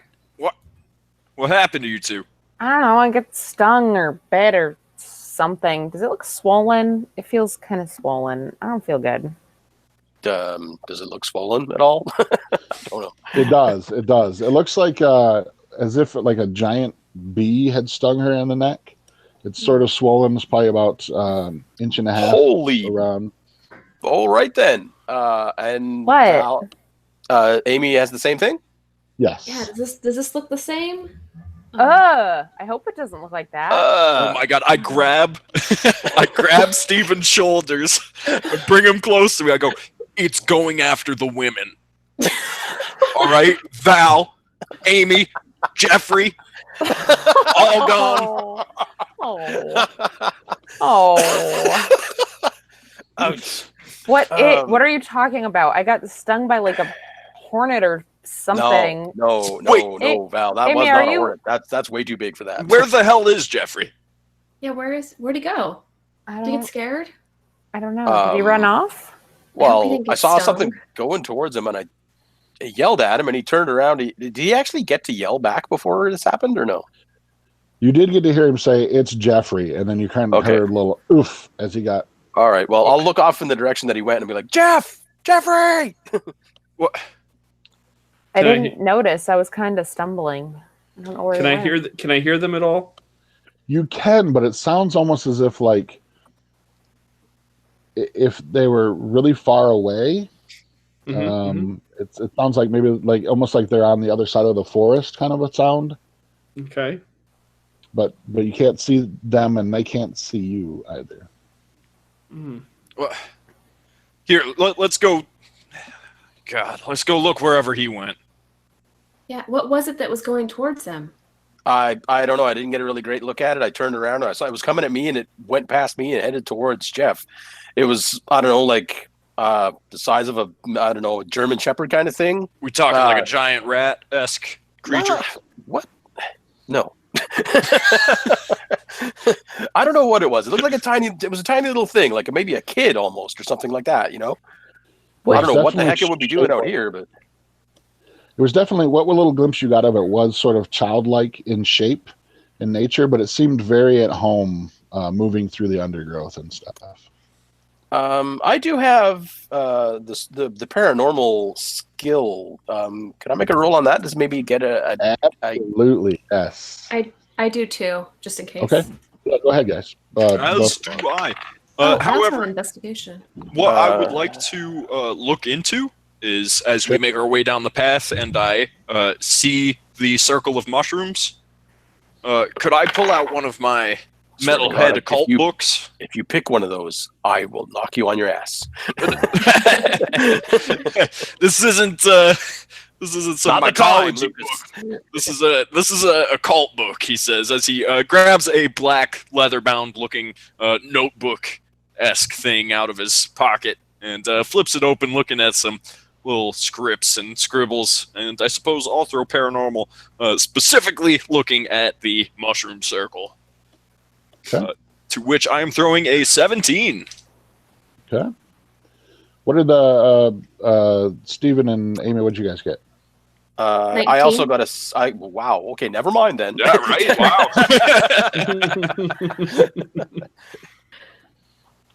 So I got a 15, but okay.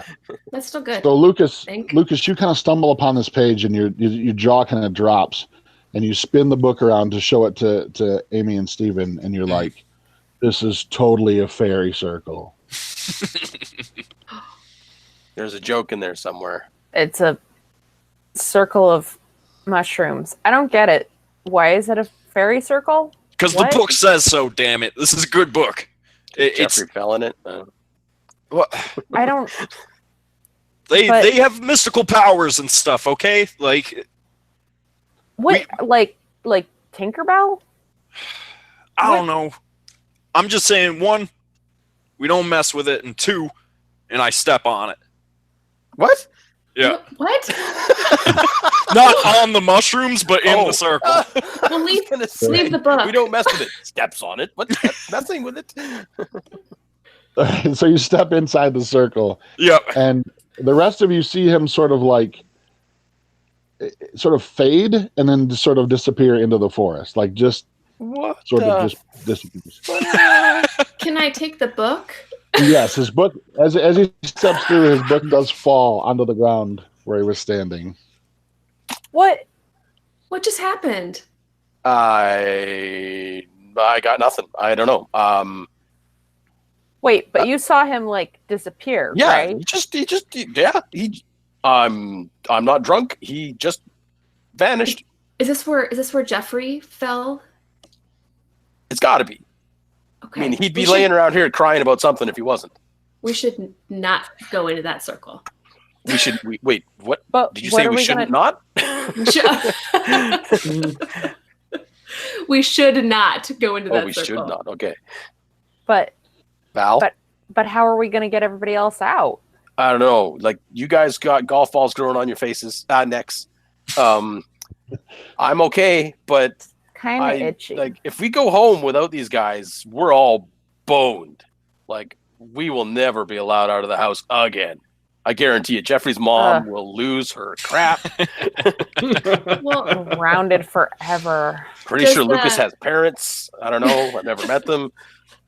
does the book say anything else about the fairy circle that we might find helpful? Yeah, so on this following page, there's a short description of how to spot fairy circles, that they are sort of this gateway to the Fey realm, and that they're usually guarded by Spriggans, which you've never heard that term before. It's kind of a weird word. It's even written in sort of a strange script, just that one word, almost as if it were almost like runic inscription, and that they should be avoided at all costs. I mean, yeah, but a couple of our friends, some people we know, just fell into one of them. Tiptoes around the friends thing. So, do I end up right next to Geoffrey? You do. Like when you step into the circle, it almost like you've stepped off the curb. You sort of stumble forward and you sort of land right in front of Geoffrey. Like he almost has to reach out and catch you as you stumble into this thing. And I pick myself up and look towards Geoffrey. I go, "They'll be coming any minute now." What do you mean? What's going on? Where'd you guys go? We stepped into some sort of fairy circle, or at least you did, and now we're here. But A fairy circle? You're talking about like leaf like eyeball things and fairy circles? You need to stop with the recreational things that you do. Jeff, listen. For one, it was in my book. It's a well-sourced book, all right? Two, Okay. we're here now. They'll be here soon. I guarantee it. Now, I put my hands on my hips and look towards the tree line and just go, guarantee it. Any second now. Yeah, exactly. And we're all I showed them how to do it. Pros and cons. Okay, they went in. They didn't come back out. I don't know. Okay, it says we should avoid it at all costs, but like, why? Yeah. Is there anything else in the book that says because reasons? Right, because I mean, we are also told that we should obey the police and not go past their road blockades and go traipsing through active crime scenes. But we did all of that stuff today. I'm just saying. So no, as you flip through the book, that's really the only thing written about fairy circles. After that, it goes on to talk about gnomes and dwarves and a bunch of other weird creatures. Cool, Dungeons and Dragons. I mean, what? I'm gonna take the stick and chuck it into the circle. Does it just land in the circle, or does it go through? Just lands in the circle. Well, I mean, Lucas, I have a vague attachment to Lucas, and Jeffrey's not an idiot. Well, he's sometimes, but he's not. I don't want to see him never come home again. I can't just leave him in here. I mean, I don't know. Are Val and Amy, are you guys feeling okay still, or you feeling faint, or are we gonna do I need to get you guys out of here? Good question. How is the poison affecting us? You're not feeling any worse, but you're not feeling any better either. It's just sort of an annoying. You've got a slight headache. The site where you got stung hurts pretty bad. You feel a little sick to your stomach, but other than that, it doesn't seem to be getting any worse.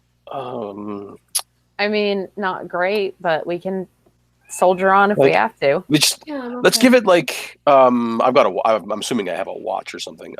Let's give it like 15 minutes. If we go in, we get them, we get out, we figure out what we're going to do from there. Oh, and if we can't find him in 15 minutes, we'll come out, we'll go get the cops, we'll probably get thrown in a mental institution for explaining it, but let's try something. Okay.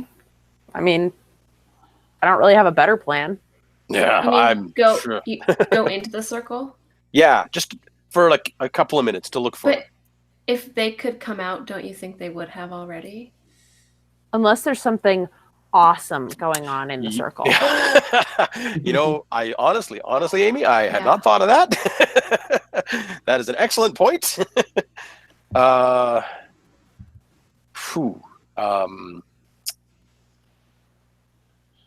Cutting over to us. We're sitting on the ground, and you can see that Lucas is describing to Geoffrey just the absolute master poetry that James Hetfield is bound to put out these days. It blows your drama play away. I thought you said these guys are coming. Are you even listening to me? Yeah. I listened to So Lucas and Geoffrey, everything. You guys are sitting inside this thing. The thing that you notice after having spent a few minutes there is that the leaves on the trees around you are vibrantly green, like more so than what they were before you stepped into the circle. There's a slight breeze. It's kind of a slight chill, not chill, but like a nice refreshing breeze blowing through the trees. It's very slight. It almost has like a sweet sort of scent to it, almost like berries and flowers. Yeah, but you don't see anything other than just the trees in every direction. So yes, a pretty look around us. Look at how beautiful this place is.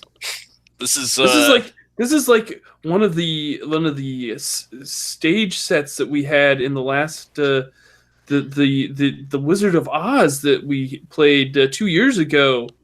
Remember that? Remember when I was a freshman and they made me play the Tin Man? Yeah, no, this is what this area kind of reminds me of. Which one is the Tin Man lacking? Heart. Right, a heart. You got enough heart. I think you're every other character on that stupid road. Harsh. So mean. Yeah, I said he has heart. Lucas, why you gotta knock on the arts, man? Hey, I appreciate the arts that truly tap into our primal human warrior instinct, and not the arts that have you dancing around on stage. Now then, I am not high anymore. Therefore, this forest is super weird. And with that, I put my hands on my hips and stare up at the tree line. all right, so outside the circle, what are you guys doing? We can't leave him in there. I mean, That's what I'm saying. we're better off if we're all in there together. So I'm gonna go. You guys don't have to if you don't wanna, but I'm going. No, we're not staying out here by ourselves. What is this? Well, I could give you the keys to the car. I mean, I'm sure one of you can probably figure out how to drive. Amy can almost reach the pedals. You're not supposed to split the party. We gotta stay together. No. All right. So in we go. Yeah. Okay. Stick in hand. All stepping through all at the same time? Yep. Yeah. So brandishing my stick like I'm going to club something. So you guys step into the circle, and then again, it's a sort of like stinking feeling like you've stumbled off of a curb, and you feel like you drop a few inches and kind of stumble forward, and you're now in this tiny little area of clearing where Geoffrey and Lucas are sitting on the ground discussing heavy metal music and poetry. Oh, finally. So first, which one of you has my player's handbook? What? The book that I dropped. That's the occult book he's been reading from the Fairy Circles. Thank you. do. Thank There you. you Princess Leia. Really, Geoffrey? 20 feet, man. Come on. It wasn't my fault. Did you see that thing? Like something hit me and knocked me Something down. hit you. Giant rat. Didn't you Lucas. say? Why'd you yell my name anyway? There was something coming towards you. It was short. Is that what ran into you? Okay, yeah, that's what ran into me. All right. Okay. So we're all here. Let's get the hell out of here, wherever here is. I'd like to leave right now. I don't want to really look around if I don't have to. Definitely So- the plan. I'm assuming there is no fairy ring on this side. I'm Correct. afraid. Yeah. Well, I think my mom always said, if you follow the sun, it will Right. lead you out. If you're lost, you just follow the sun, and it will lead you out of the woods. Wait, what? Yeah, that's what my mom said. That doesn't. She said if I ever get lost, I just follow the direction of the sun. But the sun moves. Yeah. And the lake is west of the woods. We're going to end up in the water. My mom knows what she's talking about. She's like basically the smartest person alive. Okay. I'm going to put my hands on his shoulders and say, Geoffrey, your mom let you join the drama department. And that's all I'm going to say. So I'm just going to look around the clearing after that. Okay. Okay. Does anyone have a better plan than following the sun? Is there like the area that we're in now? Is there any pathway leading in, out roads, anything? No, it's just trees as far as you can see in every direction. All right. Green trees. Does anybody have anything on them that would allow us to pick a direction other than guessing? Well, why don't we walk back to where the road would be if we weren't in a fairy circle and see if that gets us somewhere? I don't know. Is it the same time of day in here? Yeah, you can't really tell. It's sort of it's daylight, but Okay. you're not really sure. I guess if you were looking for the sun, yeah, it would be in about the same position. Let's do that. Yeah, it's a good idea, Val. Let's proceed as if we were just going to walk back to the road. I mean, sure. Totally gonna work. I Makes got sense to nothing me. else. Anybody else got any ideas? No, Amy? no, I think you're No. right. Let's stick Full together this moon. time. Oh yeah, no, there's no 20-foot crap this time. That's my bad. Sorry, I'm sorry. Cool. So you guys started to head off back towards where you thought the road and the lake and stuff might have been, or that general direction. You've walked for about I don't know, what seems like a very long time, longer than it probably should have taken you to get back to the edge of the forest. You start to hear sort of coming from every direction at once, but in no direction in particular, a sort of sound of like a chittering or a clacking, like if someone were knocking two sticks together. It's sort of disorienting. It's you think you kind of know what direction it is in, but then it sort of shifts and it changes. It's almost as if it's all around you. It's a little offsetting. You don't see it either yet anyway. Do you guys hear that? What's going on? Oh yeah, I hear the heck out of that. What is that? Weird is what it is. I don't know, man. This is way past what anything I know. I mean, I've read about stuff like this in comics, but you know. Conan? What? Freaking No, love Swamp Conan. Thing. Get off. Swamp Thing. Conan. It's not He's a DC classic. comic. Yeah, you enjoy your Shazam. Yes, I do. Thank you I'm very sure. much. I don't know. This noise is freaking me out, you Yeah, guys. this is. it's We need really we need to weird. find something here that we can defend ourselves with. You know, like everybody grab at least a stick or something. You got your pocket knife sword there, Lucas. Anybody else got anything else they got? Like, I've got a pocket knife too. All right. Yeah, everybody else just grab a stick, something. Get something beefy though. Don't get. We're not wizards. Don't get wands. Leia, get out your lightsaber. It's good that Lucas still has the spirit. I keep your eyes peeled for anything 3 foot tall. If it comes at you, club it. I don't care if it's a puppy. We'll figure it out later. But be quick, because they're quick. But puppies? Giant rats. No, the 3 foot tall creature that knocked me over. Yeah. Okay, right. Yeah.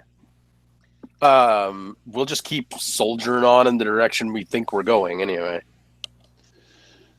So Geoffrey, as you bend down to pick up a stick, and I'm sorry for this because it was just a random dice roll, but Sorry for what's about to happen, Jeff. Yeah. as you reach down to grab this stick, this thing lurches out at you. It's almost as if the trees and the undergrowth itself sort of coalesce and become this weird small creature, and lurches right towards your face. Hits you in the chest for 3 points of damage. Oh, it does this sort of like swipe, and you can see down the front of your shirt now. It's sort of torn open, and the blood's starting to slowly soak through a little bit. This isn't stage blood. Guys.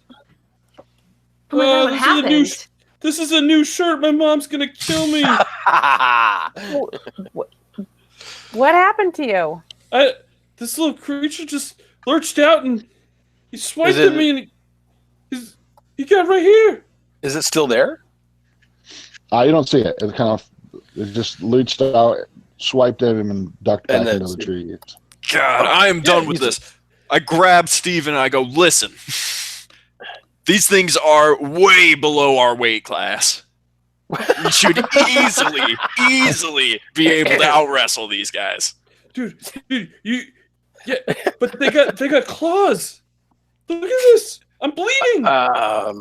Okay, so we'll move Geoffrey into the middle of the group, I guess. Yeah. I don't know anything about first aid, guys. I mean, I have first aid. Excellent, Amy, you're up. I have a fanny pack over my Star Wars shirt, so cool. Can I try to help Geoffrey? Yeah, absolutely. Geoffrey, sorry. How many? Just out of curiosity, how many hit points do you have? I have 9 total, but I have 6 now. So okay. So yeah, Amy, if you're looking at it, it's sort of it's a pretty decent gash. But pretty clean. So you think that you could probably you've got some bandages and band-aids and stuff in there. Okay.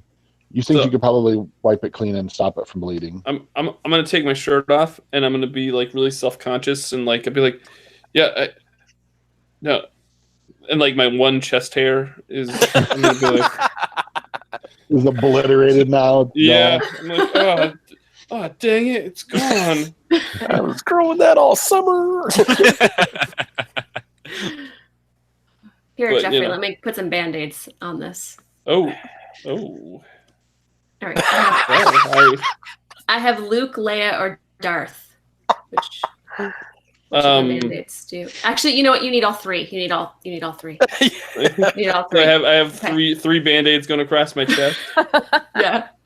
Nice. That's awesome. That's pretty cool. Wow. Thanks. Wow. Yeah, absolutely. Thanks, Amy. Sure. These are totally rock. It's just blowing my mind here. Val, how are you holding up? I mean, I'm fine. About the same as before, I guess. Their golf ball bumps are still okay, or? Yeah, like I said, they're not getting any worse, but they're not getting any better. Okay. Let us know if you start to feel more weird. Just the same amount of weird. Okay. Lucas, you watch the rear. I'll watch the front, and we'll keep going. That's the plan, I guess. Anything steps out of the woods, the trees, like if a leaf moves, I am clubbing it. Yeah, I'm feeling particularly stabby at this point. Yeah. So that's I am done being Mr. Nice Guy. I'm just going to murder anything that comes in front of me. So, hey, Lucas, your book of folklore or whatever, is it just a monster manual? Is that what you got? That's pretty much what I'm figuring. That's why he was proclaiming it was so well sourced. Where did you get the monster manual from? A good old friend with a red box who managed to order it in, I suppose. Yeah, or not the red box, but he also got some supplementary materials. And I don't have a player's handbook myself, but I definitely took a liking to the monster manual. So, tell me a little bit about your friend. Is he really into the just D&D, or is he like into the supernatural and stuff as well? He's a bit of both. I mean, he got D&D for the fantasy appeal and the fact that he is a bit of a shut-in. My good friend Joseph, who, he likes to hang out in his attics. And for a few weeks, we had a persistent campaign that I found to be pretty fun, but eventually dropped off because we listened to the Beatles while we played this stuff. And that was just killing me. So I figured that I would, borrow his monster manual for a bit, and on occasion we talk over encounters we're planning up and stuff. Okay, all right. As you guys move further into the forest, you come to a spot where the trees start to thin out a little bit, and almost a natural clearing sort of appears before you. As you come to the edge of it, you see in the center of it there's a small round stone that's sort of flat on the top, and it looks like there's something on top of it, almost like shredded birch bark or something, maybe, or some dried leaves laying on the top of it. But you're just at the edge of this small clearing. The clearing's probably about 15-20 feet across.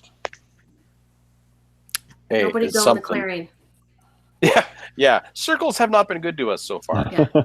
Shouldn't we have reached the road by now? Yeah, I think we so. should have been there ages ago. We've been walking way too long to not have hit the road by now. So either we're walking in circles or the road is not there. We're in some sort of weird alternate dimension thing. I don't know. Like I said, I comic books, there's alternate realities all over the place. But I mean, I don't know. One of us should investigate this circle anyway. I'm a pretty big fan of that. Slap Lucas on the back and say, "You're up." So totally on it. All right, I will move towards the circle. Don't get sacrificed by fairies or something. If a Unless witch to get the rest of us out of here. The witch intended to sacrifice me, I imagine she would have done it by now. And with that, I'm going to go over to the stone. Okay. Give it a little investigation. Yeah, you squat down in front of it. The stone, again, it's maybe 7 or 8 inches across, perfectly round and perfectly flat on the top. It's just setting sort of on the ground, and on top of it looks like tobacco from a cigarette, sort of sprinkled in the center of it. Huh. I don't know, guys. I mean, definitely means someone's been around here. My first instinct, given my fantasy experience, is to light this on fire. See what the hell happens. I thought you were going to run away again. You're gonna Not this time, no. You're gonna light it on fire? Well, it looks kind of offering-like, doesn't it? It looks like somebody was raking leaves and dumped them on this stone. In the middle of a circle, perfectly flat stone. You know what you're talking about, Val. And with that, I pull out my lighter. Because I don't. Right. And I light the tobacco-esque looking stuff. If I can. It's really dry and looks like it's been there for a long time, so it goes up really fast. All right. Let's see. Geoffrey, I rolled you again. Of course you did. Roll a d6. Perfect. Roll a d6 for me. Oh, jeez. A 5. You guys get to go first. This is initiative. Oh, surprise Yay. round. Nice. So as you guys are standing in the circle, as soon as he lights this small, what looks to be tobacco, 4 of these creatures come stepping out of the forest into the edge of the circle as well too. You can clearly see them now. They look as if they're about the height of a child, about 3.5 feet tall, but they look like they're made out of twisted vines and leaves, and like where there would be hair, there are these sort of like tufts of moss and whatnot. They have particularly wicked-looking teeth, and where their hands would end look like thorns, where the ends of their fingers would be. But you guys get to react first. What would you like to do? Whatever order you guys want to go in. What the hell are those things? Well, I already had my plan in motion, so I'm going to like move towards the nearest one and take a swing. Okay. You realize now too that the sound that you had heard earlier, the sort of clicking of sticks, is actually their fingers as they sort of twitch them back and forth. Yeah. Yeah. Go ahead and take a swing at it. I'm assuming you're using your stick. Yeah, I'm going to use the stick actually. Okay. I have +3 on melee actually, so 17 total. Nice. All right, that's you get a good solid hit right in the side of that thing. Go ahead and roll damage for me. So it would be like a bat, I guess. Yeah, I would call it a bat. Oh yeah, that's the one thing I have the stats for. That's 4 points of damage. Okay. All right. Nice. Yeah, you knock this thing off of its feet back into the trees, and it lets out this horrific shriek. Make a roll a d6 for me, or excuse me, roll a d20 for me. D20. Okay. 3. Oh, nice. All right, now roll a d6 for me. 2. Okay. The sound that this thing makes is just sort of rattles you to your bone. You've never heard anything like this before. It's terrifying to you. You take about a couple steps back towards the circle, and you're just sort of stunned. You're just standing there, kind of staring at this. Like, what the hell was that, man? Who wants to go next?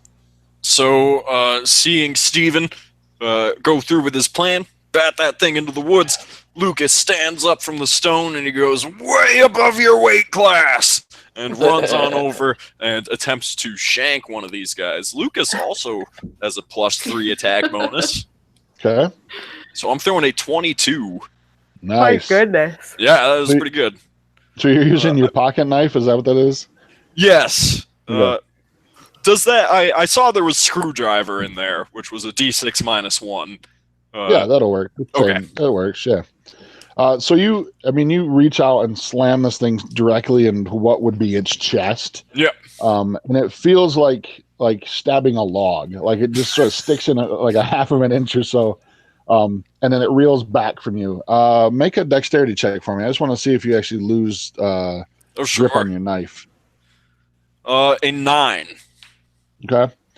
So yeah, the knife falls out of your hand as it kind of backs away into the tree line there.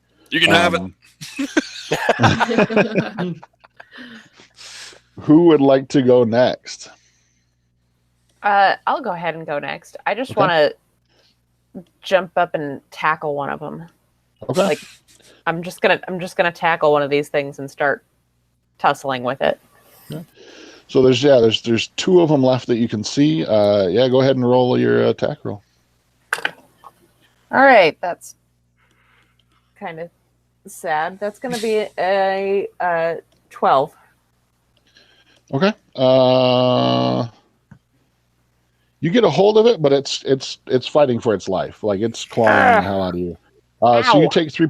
You get a good grip on it, but you take 3 points of damage in response. Oh, ouch.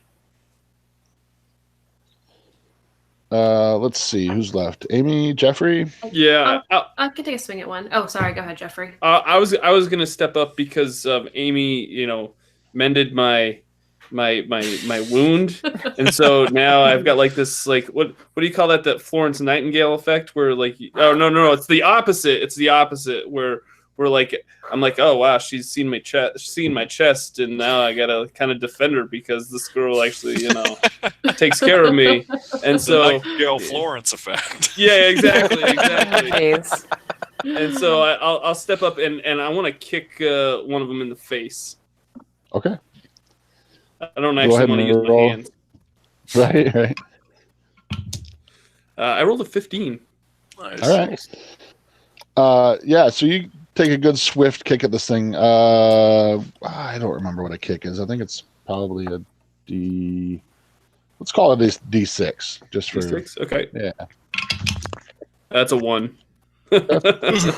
Which sounds like Geoffrey damage right there. Yeah, that is typical Geoffrey damage. It was a drama kick. Yes. A stage kick. Yeah. High leg kick. You haul back with all your might, and you kind of come up and just clip it, just enough that it steps back and gets really pissed off looking. Because it's well, Amy, did you want to do something as well? Did you want to? He sort of stepped in front of you and stole your thunder there, but well, I was protecting her. She's the young one of the group.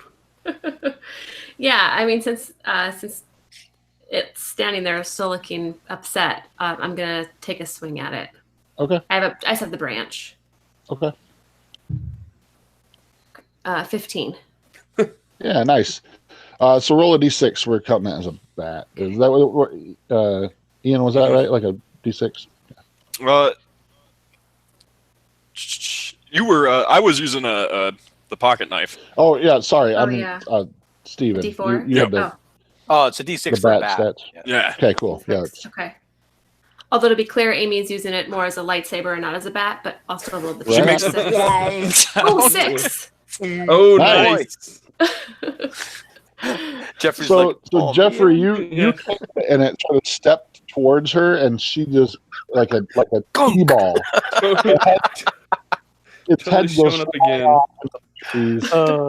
that was Body sort of perfect. dropped. That was perfect. Completely gone. So the only one that's really left is the one that's sort of tussling with Val. All right.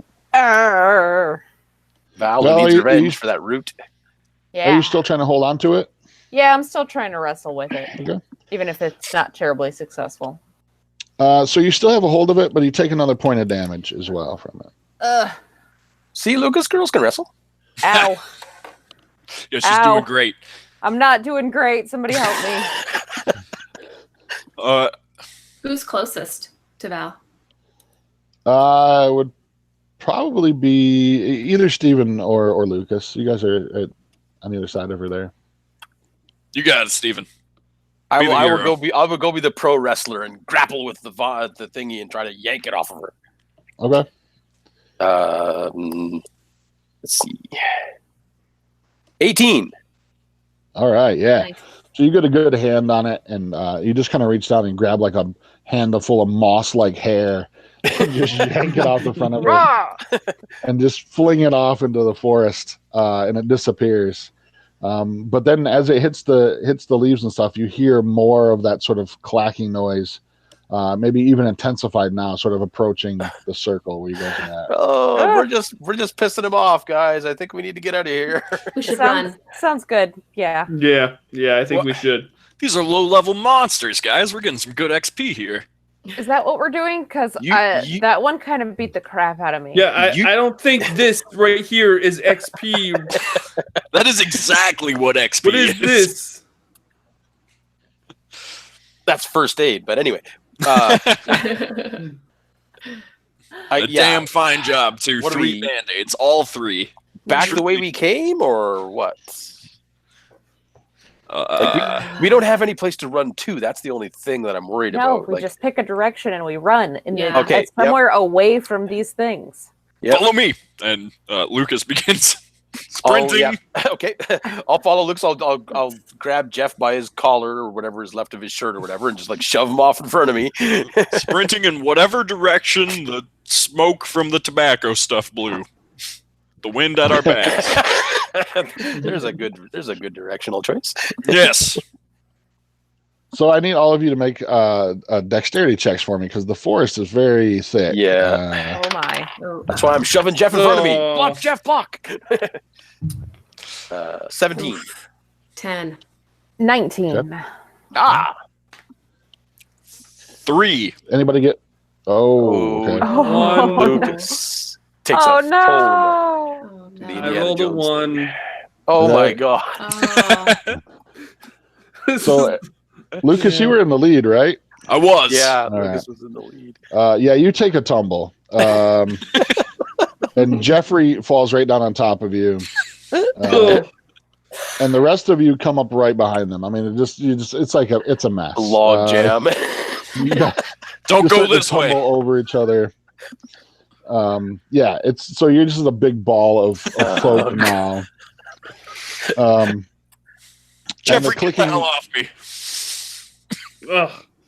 Sorry. and the clicking sound is starting to close in around you as well. Yeah, spot.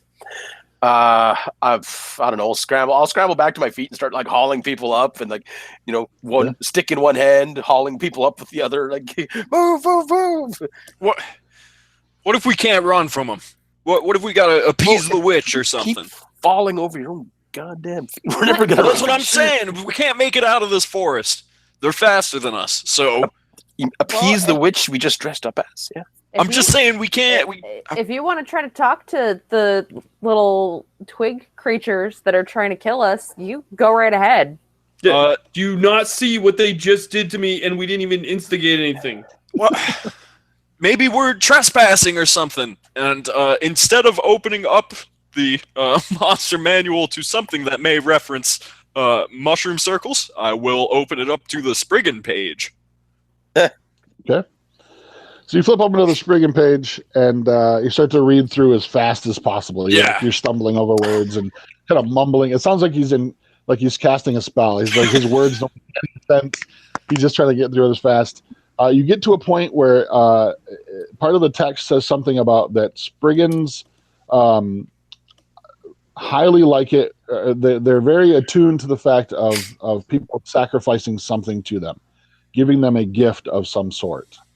Geoffrey, it's been nice, man. I'm kidding.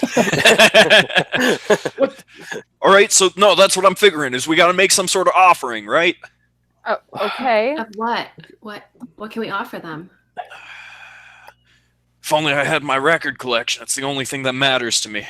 I'll take off my Letterman coat and I'll be like, well, it's nice looking. I didn't bring my bike in with me. I've got the pocket knife though. Yeah, I don't think they like the weapons so much. Oh, okay, good point. Steven, Then make an I've intelligence got- check for it. Okay. I've got like $8. 10. Okay. As you take off your Letterman jacket, you have like a lone Marlboro in your pocket that falls out. Yeah. Falls out on the ground, and you instantly sort of get this sort of spark of like, wait, tobacco on the rock, maybe. Mm-hmm. You know what? I'll try it. I'll try anything at this point. I'll race back over towards the rock and be like, "Ah, Stephen, what's going on?" I got an idea." All right, we'll make our way back to the clearing, Okay. hopefully. Tell my parents I love them. Yeah, you guys all stumble back into the clearing. You're all getting sort of whacked in the face with branches and leaves and stuff. But you all stumble back into the clearing. Stephen, describe to me what you're doing exactly. I'm going to when I get to the clearing, I'm gonna kind of half-heartedly sigh for a second because it is my last one. And I'm going to break it open and I'm gonna sprinkle it on the rock and like make a nice little artsy pile out of it kind of thing. And then I'm just gonna step back, with my hands wide open, dropping the stick entirely, like I surrender, please don't hurt us kind of thing. Now bow, Stephen. They like bowing. Grovel on the ground. I'm just gonna glare at him. I'm just gonna glare at Lucas like You couldn't even run 10 feet in the forest without getting a stick in the face. The hair is in my face. So as you're kind of kneeling down and you're kind of like rolling this tobacco out of this piece of paper into the rock itself, and these things are like, there's dozens of them now. They're all clamoring at the edge of this clearing. They're all glaring down at you. And the minute that this fresh tobacco hits this rock, it almost makes a sort of like green sort of like light sort of emanates from around the rock itself. And you can hear the sort of disappointment in these creatures. They sort of like start to hiss and they start to melt back into the forest. They start to disappear and the leaves start to settle. You hear the sound of Officer Jenkins yelling, "Hey, what the hell are you kids still doing out here?" Oh, we're super busted. Wow, God. Stephen, you do the talking. Wait. Can I see him or can I just hear him? Yes. No. So the minute you hear his voice, you look up and you're actually all at the edge of the forest, probably like where the ferry ring was at. And Officer Jenkins is standing just outside in where the boat launch is at, looking in through he's got the leaves pulled back looking at you. And he's, hi. I'll be like, "Hey, Officer Jenkins, about that beer. It's in the car, which is, I'm looking around like, where the hell are we? Yeah, which is over here. Yeah. And we found this thing, and I'll yank out this sleeve, and I'll be like, we went in to get this thing, and we kind of got turned around, and Jeff has no coordination whatsoever. The girls all got some kind of weird bites from flies or something. I think we need to maybe get them home. I'm sure their parents are probably looking for them. Lucas is, he's Lucas. Yeah, don't worry about me. I'm just kind of like, gesturing wildly around. Like, make a charisma check for me, Steve. This is where my dice is going to. No, 16. I'll take it. All right. Officer Jenkins is like, "My God, what the hell happened? You guys got to get out of here. Just go get back to your car and get the hell out of here." I'll whip up my car keys and be like, "This way." We got to get our bikes. Hold on. We will come back for that thing, Val. I promise. We'll come back for the bikes. As we make our way past, towards Officer Jenkins and beyond, towards the car, I clear my throat and try and muster up some courage.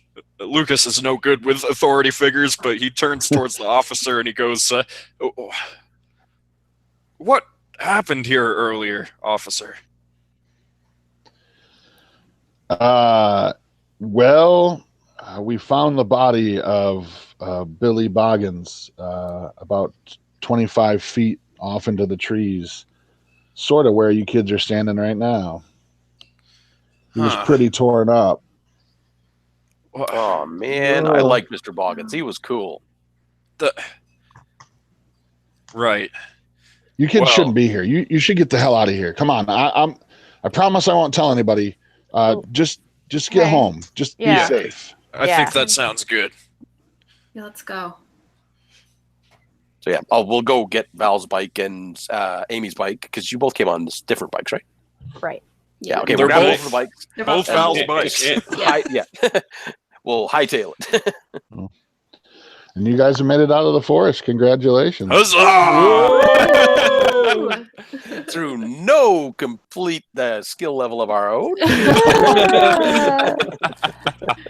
I'm just worried about how I'm going to explain this gash to my mom when I get home.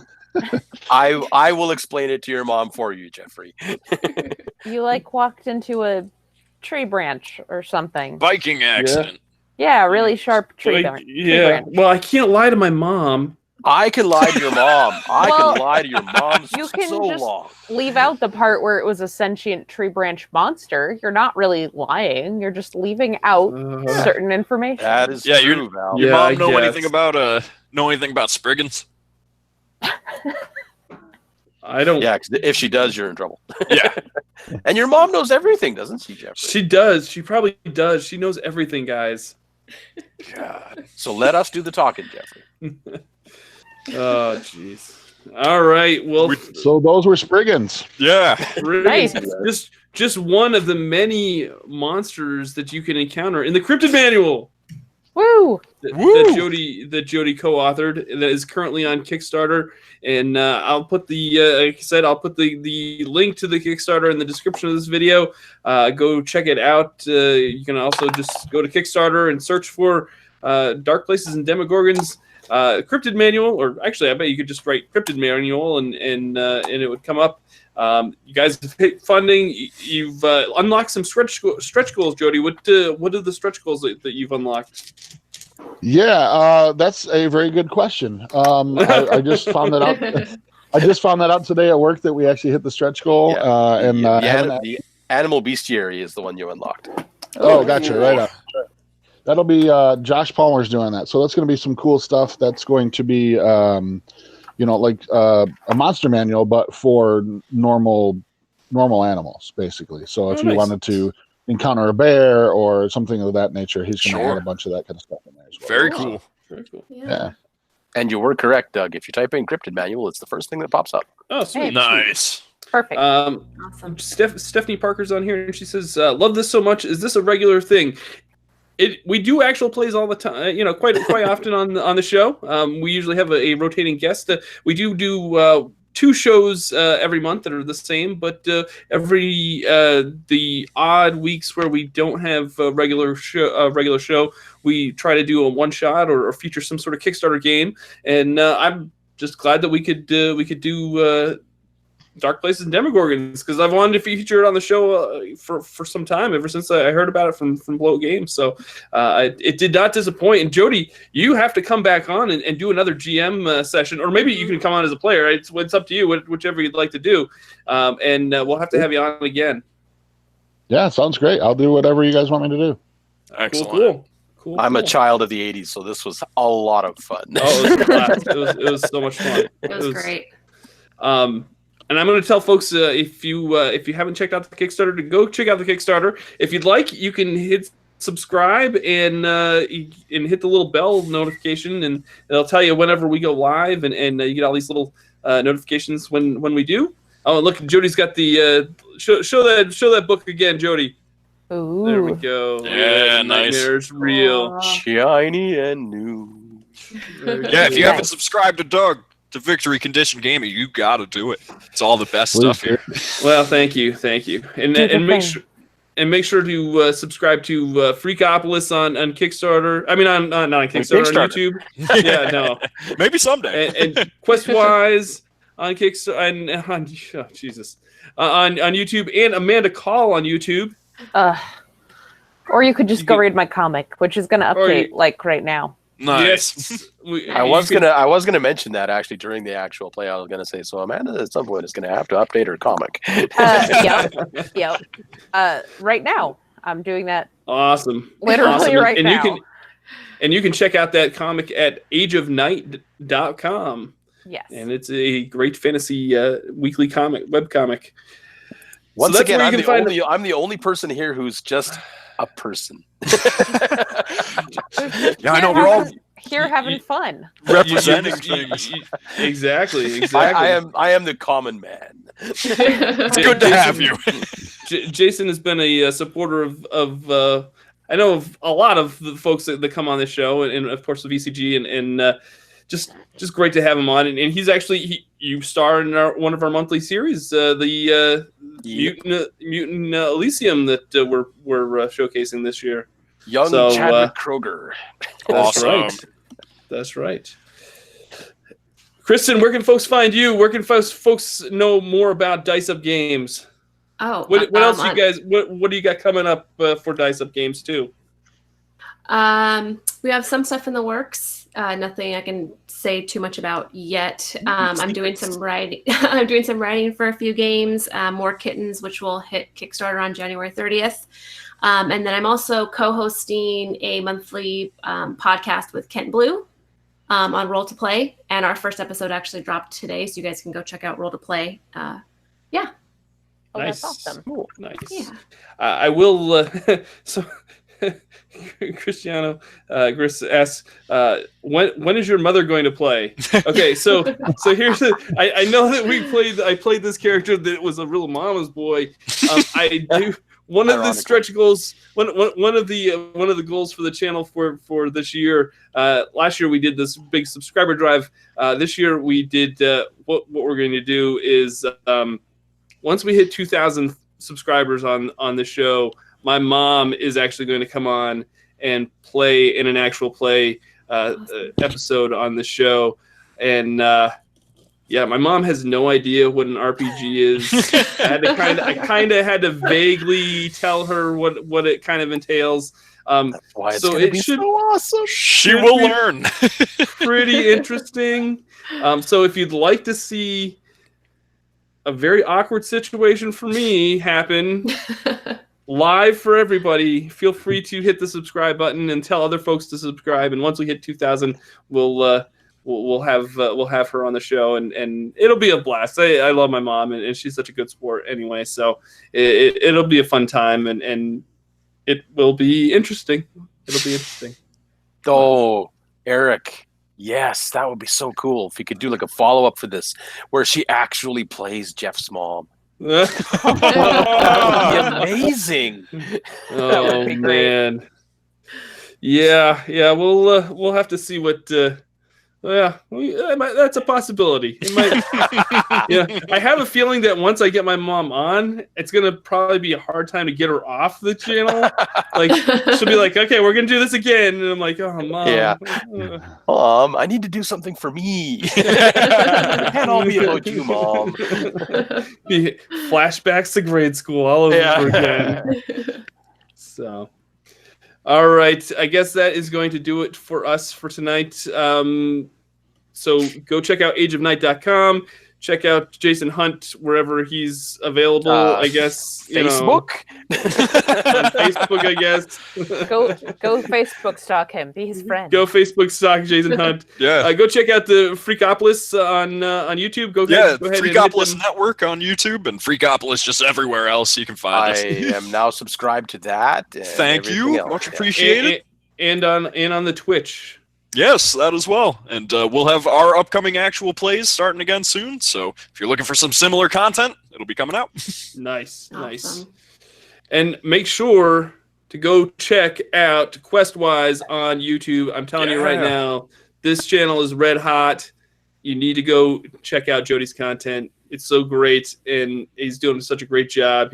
I told him the other day, he's making content the way that the YouTube platform is built for, and it's no question that he's just having some great success over this last year and a half on his channel. So I'm excited to see where the next year and a half kind of goes for him, because I have a feeling that he might even outgrow VCG here in the next year and a half. So, what? Yeah, Awesome stuff. He's doing some good stuff there. So Good. The crazy thing is I have no idea what I'm doing. That's all right. Jody, neither did I either. So if the state of your internet this evening is anything to say about it, then yes, it seems Horrible.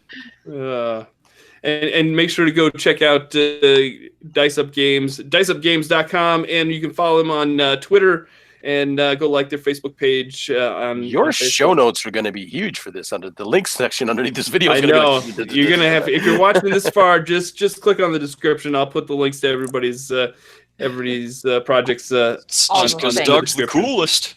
No, because I have some really, really, really talented friends, and I am so delighted and so honored that you guys take time out of your busy schedules to come on and showcase these games with me, and I have so much fun every single time. So thank you to everybody that tuned in, and thank you to the players and to Jodie. Good luck, Jodie, with the rest of your campaign. I'm excited to see where these next couple weeks go for you. I know you're going to just hit it out of the park, and I can't wait to feature you again on whatever RPG product you've got you're going to be working on next, because I have a feeling that you're going to just be cranking out these titles left and right. Gladly. So, all right, that's going to do it for tonight. Thank you so much for watching. This has been Victory Condition Gaming, because winning shouldn't be the only victory condition when you get to the table. We'll see you next time. Bye now.